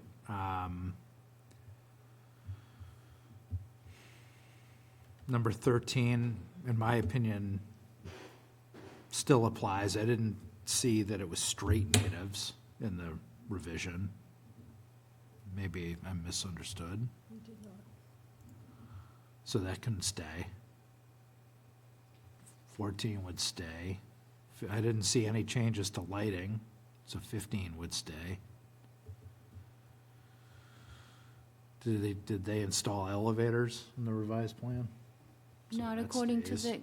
I'm assuming that they're, without looking at it in great detail, that the revisions they showed in their presentation are what they revised.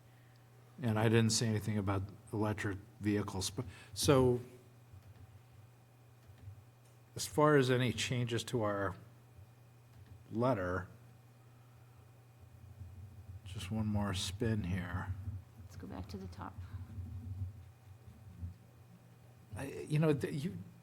Karina, you had like an oval circle on that legal pathway question number 3. What was the change on the revised plan that impacted the access to the site from the street, from Route 9? Is there any change? No. There's no change. Okay, so that No. problem still sort of exists. What happened is if they lower the site, the driveway's lower. Before, they were building it up, so they had to do retaining walls. Okay, so number 3 stays. It's to just me, whether as how written. high it is, right?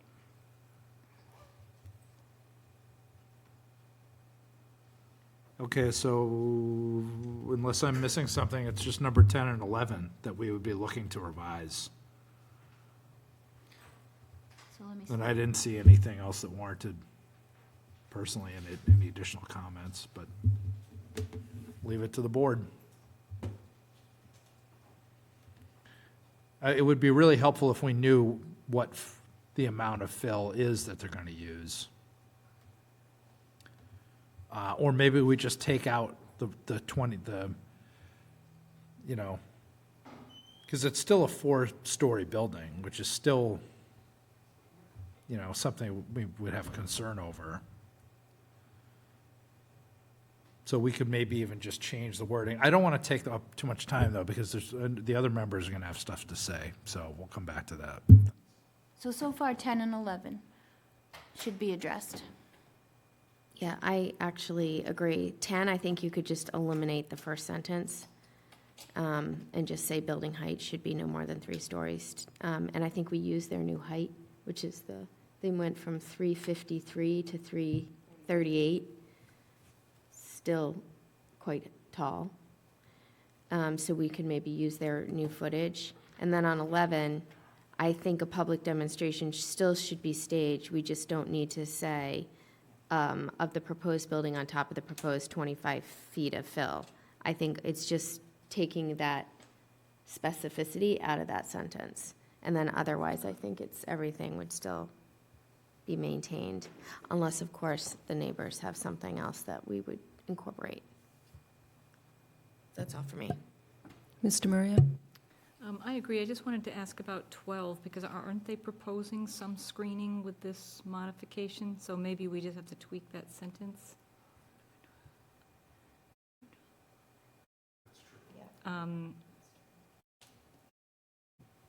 I have comments on the proposed screen. I mean, I think the proposed building will still be clearly visible. So I just wouldn't want, Mass Housing to say, oh, no, they took care of the screening already because here's a nice picture of Emerald, whatever.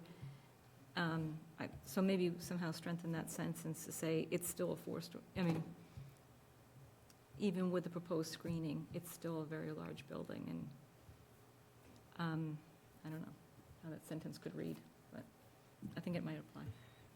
What about if we just took off at the end of the sentence, without any screening offered, and just left it, the proposed building will be clearly visible from several abutting neighbors, period, and then significant screening should be required?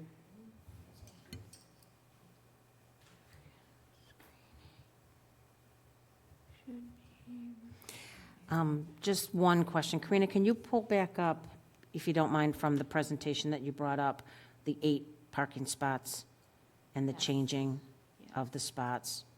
I just want to clearly see where they moved from to, because the 8 spots are now closer to the property line of 2 abutters. And I just want to be clear where they were at.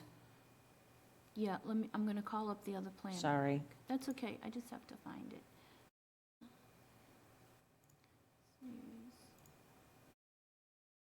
250 Turnpike.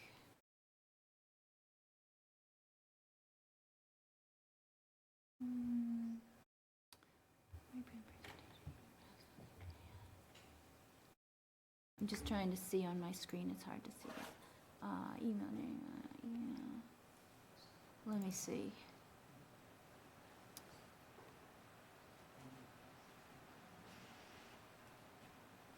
So if I'm not mistaken, let me see here.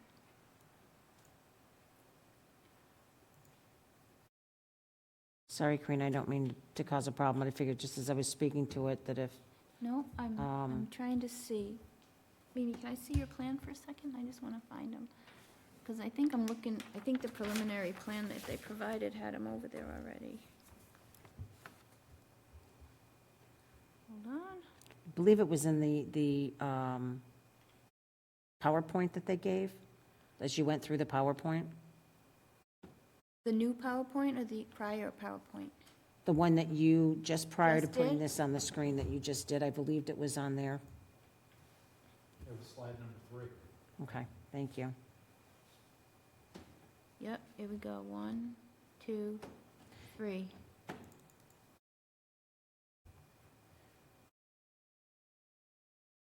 So that just shows where it's at now. There was another one that showed where it came from. So I'm assuming, even looking at that, it moved from the back of the parking spots towards the north, yeah.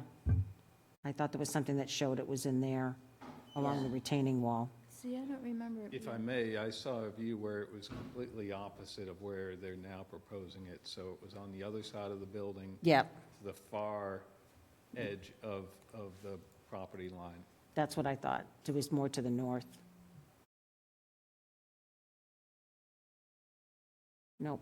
You didn't see that in the presentation, this current? Yeah. It was in one of the site plan views. All right, hold on, just give me 1 second, and I will find it. Slide number 7. On the current one, just? Yep.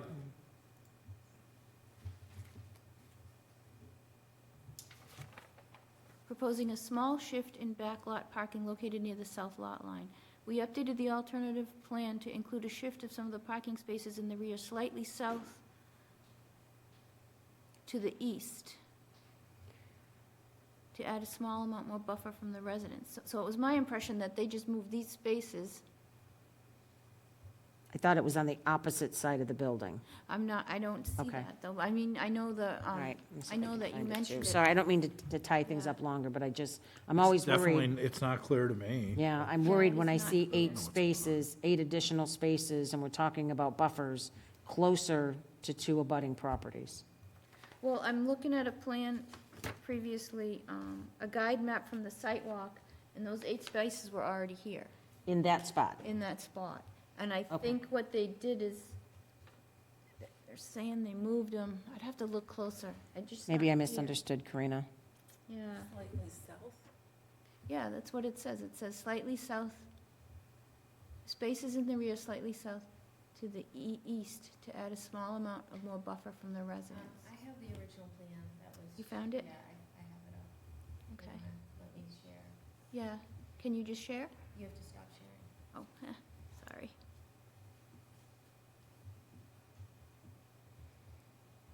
And if I just made this longer, No, see, the apologize. spaces are there.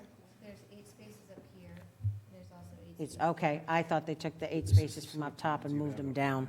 Okay, I stand corrected, thank you. Oh, no, I have the one that was shared before prior comment. Okay.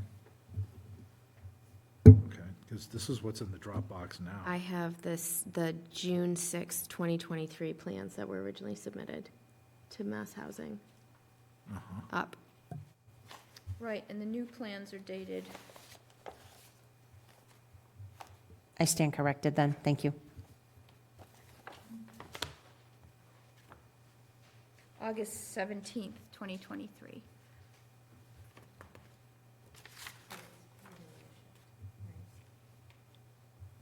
So confusing.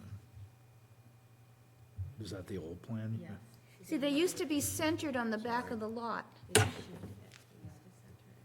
It looks like the 8 spaces used to be centered on the back of the lot, and they just kind of slid them down Okay. along that same line. Okay? Then I withdraw my comment, thank you.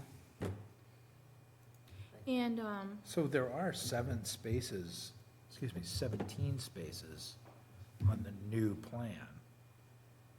So I'm just on I have the Dropbox up on my iPad here, yep, and I'm looking at page 10 of 12 of the new plans. I can grab Yep. that if you want. hold on, I'm getting there. Just gonna find them. Updated plans. Now I come back here. Here. See, this is why I miss the good old days when we had proponents come in and do presentations, It also helps like when normal someone else site is plan running. reviews. Instead of this thing where we're relegated to comments and we have to kind of like Find wing it. Yeah, Yeah. because you have to find where it is. Could do So this all here is night. the current proposed site plan dated 8/17/23. Okay? And if we move down a couple sheets, we can get to the layout of the parking. Here we go. So here is I'm on page S2, which is page 6. And- Okay. We're,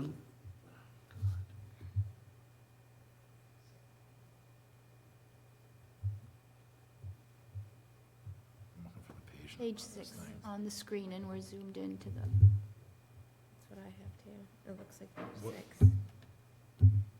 But there's no page. Where's the page number on this thing? bottom right. Are you on the PowerPoint? S2? S2. It's No, PDF page you're number on- 6. U2. Yeah, I was looking at utility U2 in the lower right-hand corner. Karina? All right, let me get there. This. What did it say, U2? Page 10. Okay, here we go. Here it is. Yep.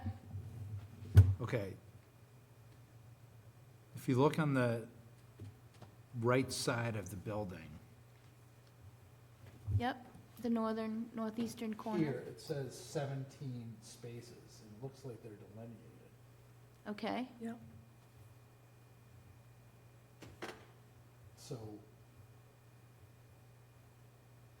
and on the prior plan, is that the point? Yeah, of the S2 lim- is better for the parking.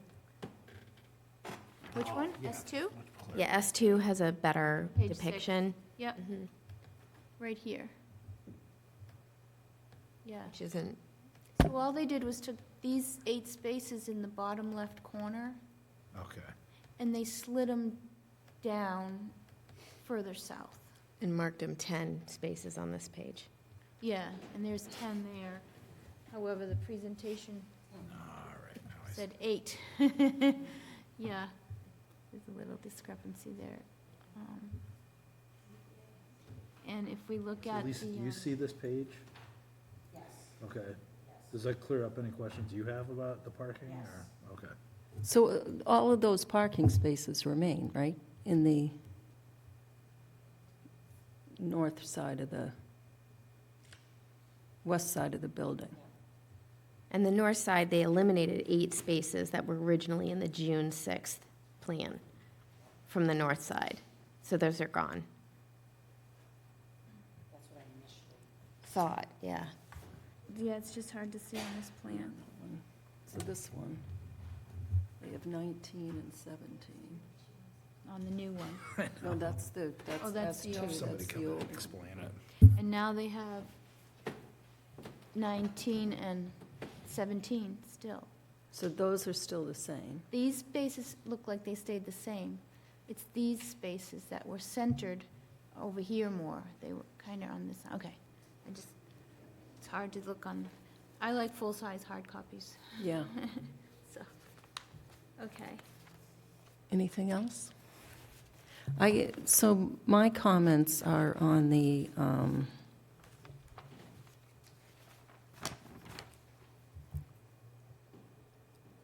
I don't think it's ever a good idea to have a monoculture of landscaping in deer like arborvitae. And although the green giant is supposed to be deer resistant, it's more deer resistant than regular arborvitae, and regular arborvitae is like a deer magnet. So I think deer still eat it, but maybe not as much. And I think it would serve the purpose of a better buffer if there was different shrubs in there and not just a monoculture of one type. And there are a lot of native shrubs that are deer resistant. I think that's what's mine. And that would relate to comment number 12. Yeah. Number 12. Okay. Yes, sir. You're up. So, John Palmer, 131 Parkerville. I've been in front of this group before. Karina, I actually submitted some written comments because I think it's important to submit written comments on this. It's important to note that we, as abutters, did not see the level of detail that was put into this revised site plan. So that's the first point. I think there's still, if you go to the second page, I think there's still a question, a big question around whether or not the developer has control over the site to do what he's proposing. So that remains. I'm not going to rehash that. John's already provided comments on that several times before. But it begs the question, why hasn't this site been developed, in all these years? So Karina, if you can go to the next page. When I look at this revised site plan and all the detail that is now provided, it begs all kinds of concerns and questions for me as a direct abutter to what's being proposed. And I want to just hit on a number of those things because I think they're all important. So, first and foremost, the proposed septic system seems grossly inadequate given the size of what's being proposed. There could be upwards of 10,000 gallons per day being put into that septic system. And the question that I would have is Mass DEP going to require some sort of groundwater and septic treatment plant for this development as proposed? There's substantial grading across the site according to USGS quad maps. Those graded slopes and retaining walls and parking lots would all be subject to, in my understanding, both wetland setbacks and abutter setbacks. I did not know before today that they were proposing a 15 or 18-foot wall on my property line in order to construct this building. So I would think that all of that grading would have to, and all those retaining walls and parking lots would all have to be subject to setbacks. The proposed plan would need extensive stormwater management, especially given the topography of the site itself. And they're transforming the entire site from a wooded site to an impervious site. I'm not sure the stormwater management that they're proposing is even close to being adequate. And on top of that, the infiltration of that stormwater, I'd be concerned as a director of butter downgrade from this site that it would raise the groundwater table and potentially flooding into my basement as a direct abutter and my neighbors' basements. On top of that, there's no fire truck access around the entire building. The drive's dead end, and there's no room for maneuvering a turnaround. The dumpster areas look to be too small for a complex this size. There's no turnaround for the dumpster trucks that would come in to remove those the trash from those dumpsters. The site plan shows a 4-story building without any elevator access to the upper floors. I'm not sure that's in compliance with ADA design standards. So all of those things, if you jump to the next page, lead me to respectfully ask 3 key important questions. Does the proposed development fit the topography and the conditions of the land, or is this grossly oversized for the parcel in question? Should an independent review be conducted by a land engineer before Mass Housing considers this site for site approval? And should all of these concerns be raised by the planning board to the select board before they provide their comments on this proposal to Mass Housing? I think it's just important to put those 3 questions squarely on the table.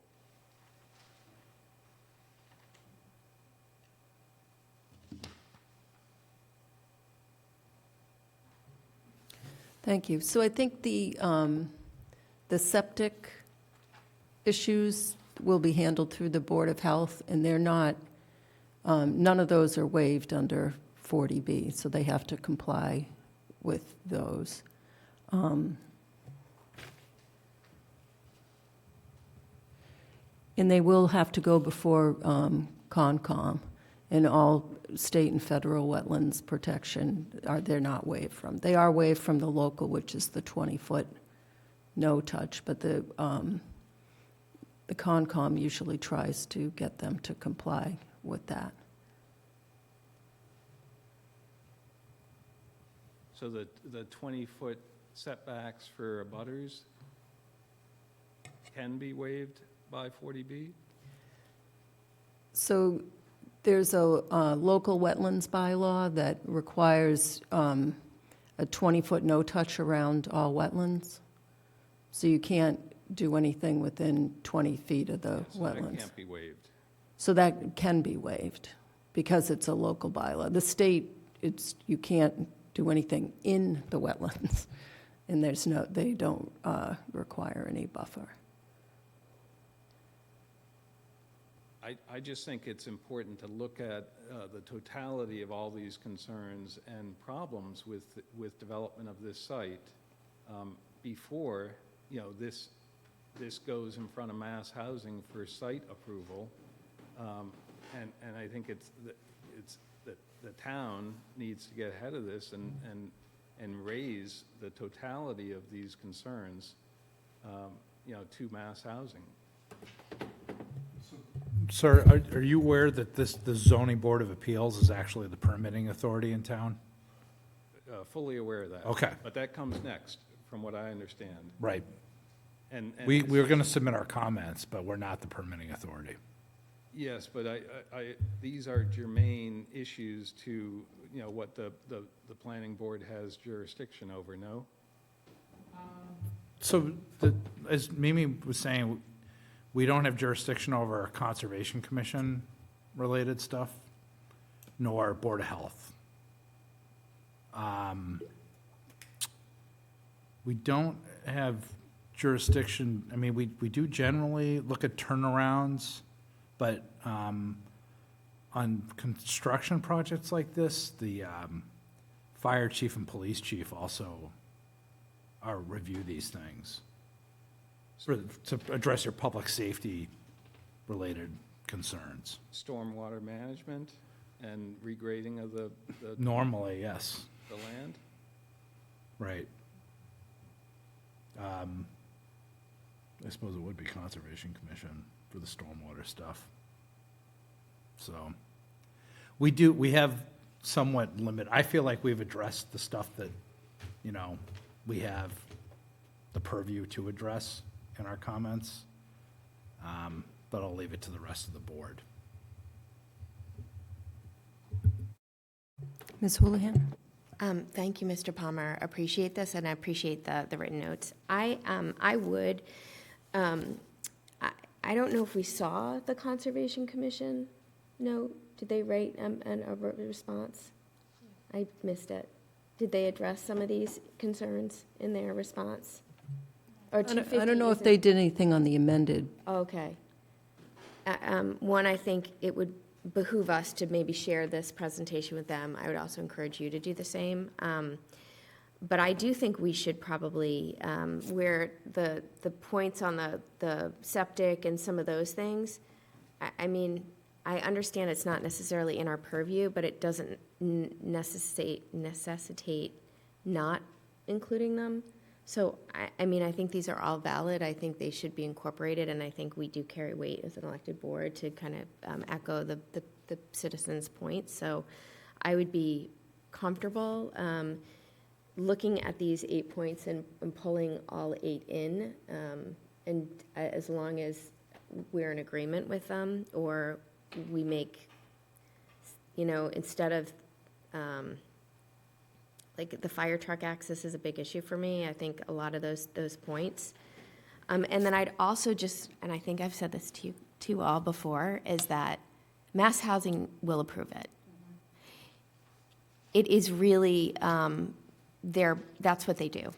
And so it comes down to the Zoning Board of Appeals and attendance there, and really kind of pushing for zoning board and select board to kind of listen to what your appeals are. I'm always happy to talk offline with my experience in a separate 40B, and just how you might consider. But I think your attendance and being able to appeal to the Zoning Board of Appeals will go further than what you can do here, because our purview is very limited. Well, understand that for sure, but that's down the road.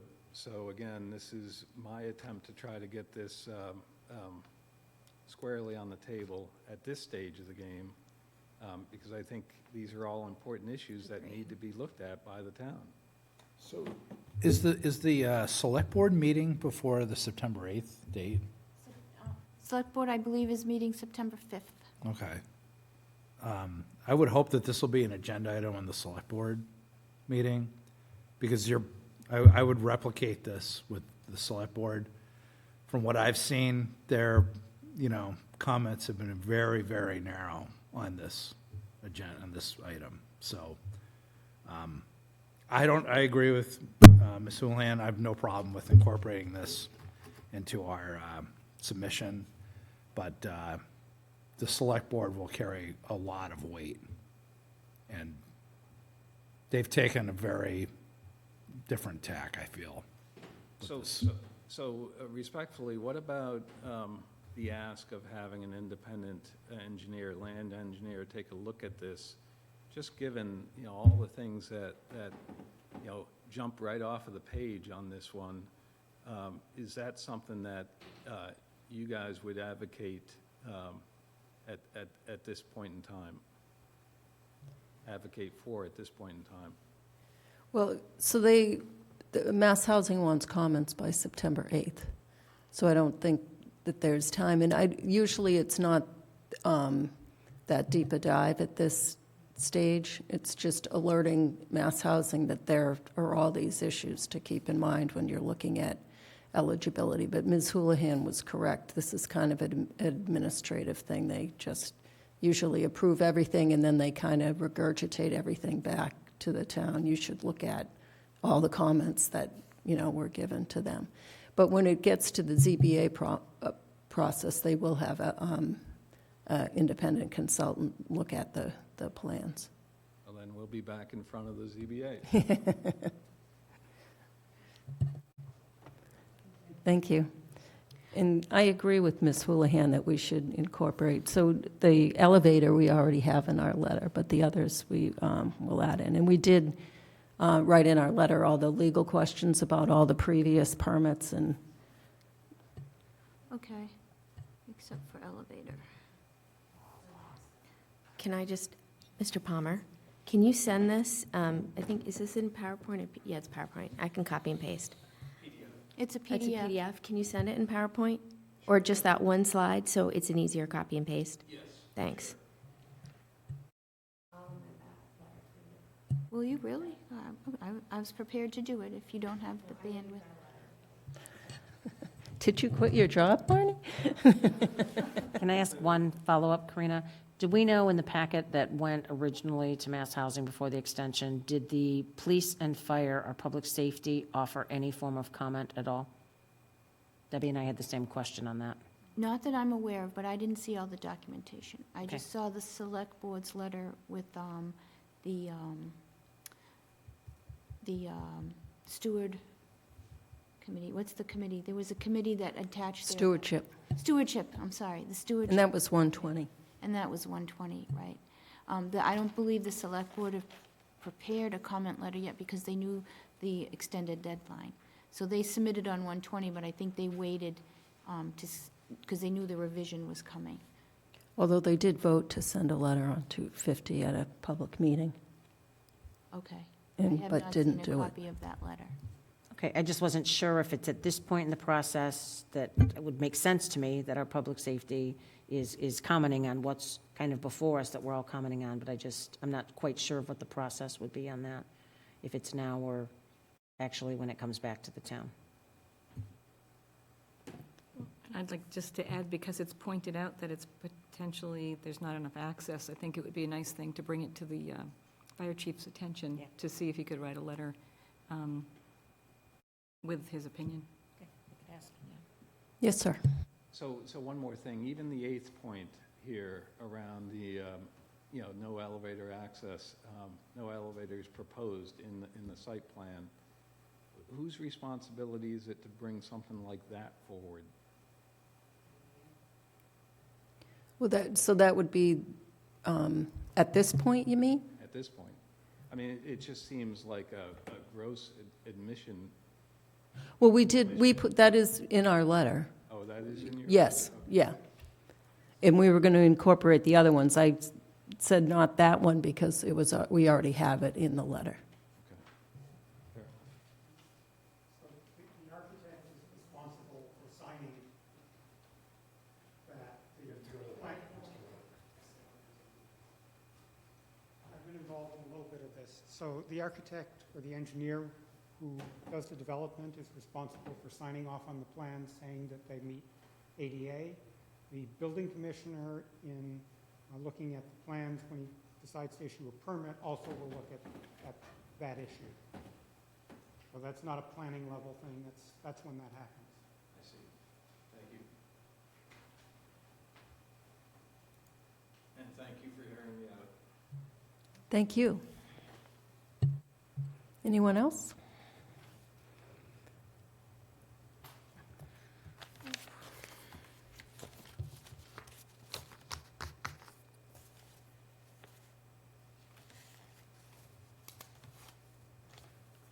I don't see any hands raised.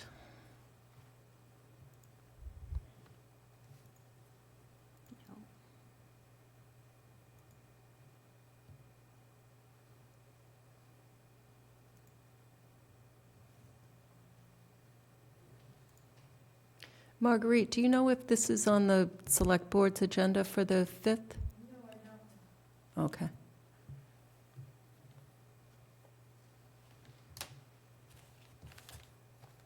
So we're going to send, we're going to amend our letter and resend it with the comments that were brought up. How can we do this outside of public meeting? Can we circulate the draft? Or are we just basically saying, tonight, we're good? Well, what we did last time is the letter got drafted, and then I reviewed it with either Marnie or Mimi Okay. singularly, who, being present, would opine on it, and then I sent it to all the planning board members once the final draft was there, in case you had any final comments. Okay, Okay. thank you. All right. That's how. Thank you. All right, the next item on the agenda is the planner's report. I'm sorry. Go ahead. Before we move on, we sent our comments, and everybody else commented on 120, right? Did the proponent, so the proponent clearly had a response to public comment, our comments, et cetera, on 250. Did they have no comment on any of the, or any response to the stuff that was provided? Did they receive everything on 120? Yes, yes. I just thought it was interesting that they took all of the stuff that was submitted and done on 250 into consideration, and then generated new plans, but had no response on 120. Am I getting that correct? Okay, Yes. thank you. Thank you. Okay.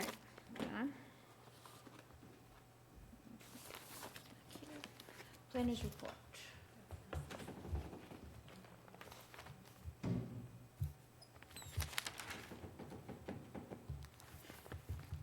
Just a few things here. So we, select board meeting, I guess Al Hamilton on the select board had sent an email out to planning board and other committees. I have asked him since to copy me on those so that I can, in case anybody misses something, I can follow up. To discuss 21 Highland Street future plans on their select board September 5th meeting. It was followed by an email from Andrew Dennington, Chair of the Select Board, a quick clarification that the upcoming discussion was going to be very preliminary and that they weren't anticipating a bunch of posted meetings from other committees. So I just wanted to make sure does the planning board want me to post an agenda for that select board meeting, just in case? So, just want to mention, I was on the 21 Highland Working Group Subcommittee, and we did present detailed information and a full review of the report, as well as the written report to the select board. So, they're not flying blind. They have the 21 Highland Committee's findings, and they've been briefed on it. So I'm not, and furthermore, there was a follow-up email from Mr. Dennington that was going to be at the end of the agenda that evening. Yeah. I think that at this point, I personally have nothing to add to that discussion for now.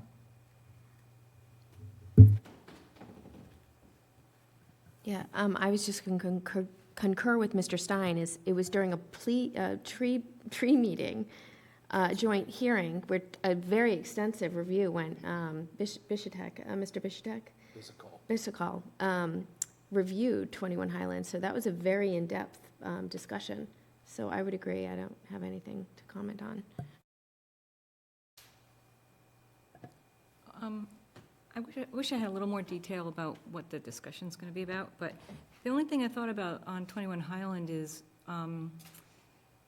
it's a potential property, right, for part of the MBTA community, and I just feel it's premature to make any kind of decision, I guess, without knowing whether or not, you know, with all due respect to the Jesse and others that spent the time and made a recommendation, that's very good information for this board to have also, as we kind of enter into this next phase and talk about MBTA communities.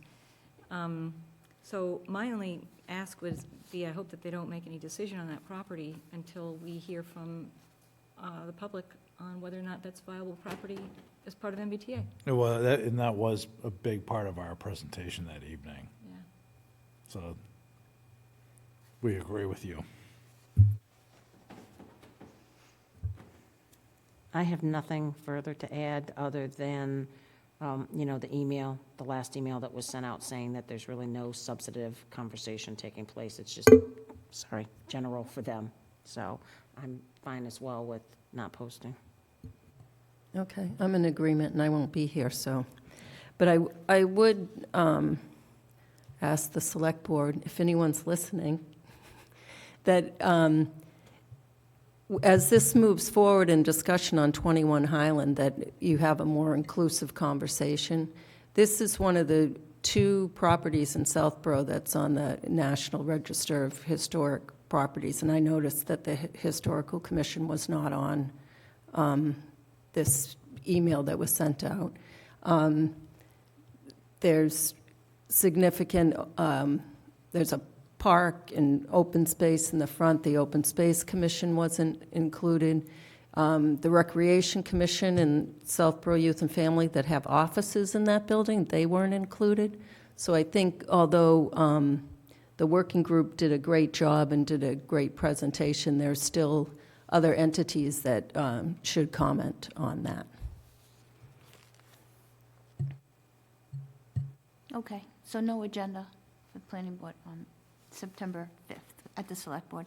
The town website is now .gov. So if you have any favorites or anything that you saved, I think it'll temporarily link you to there, but then you just have to update your, just so you know. And emails, I suppose, will be coming soon too, instead of, .com, it's going to go to .gov. And thank you, Mr. Litt, for that. I know you've been advocating for that for a while.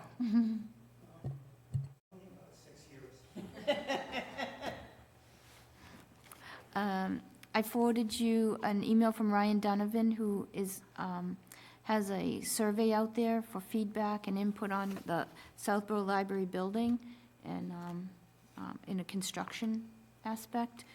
And then also, they're having a library building open forum on August 31st at 7 p.m. and Wednesday, September 27th at 7 p.m., which the second meeting, yeah, which we have a meeting on.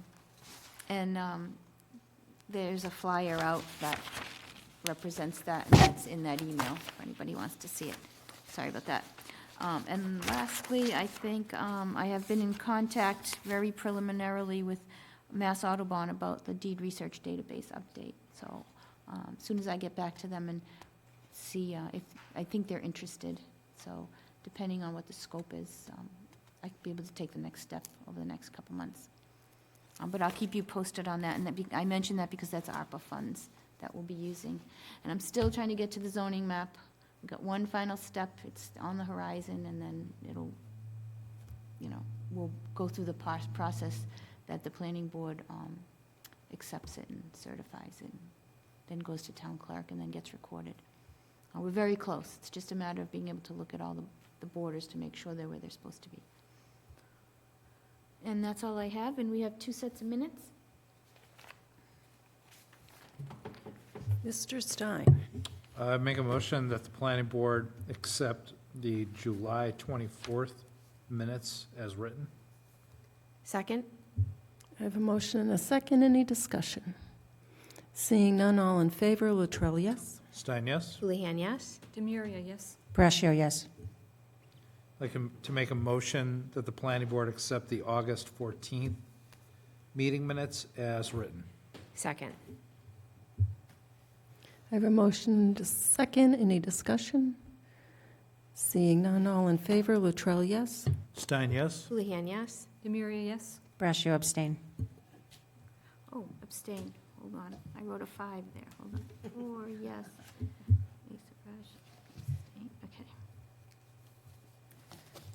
Next meeting, September 18th, October 2nd, and 2 public forums on NBTA communities, September 21st and September 27th.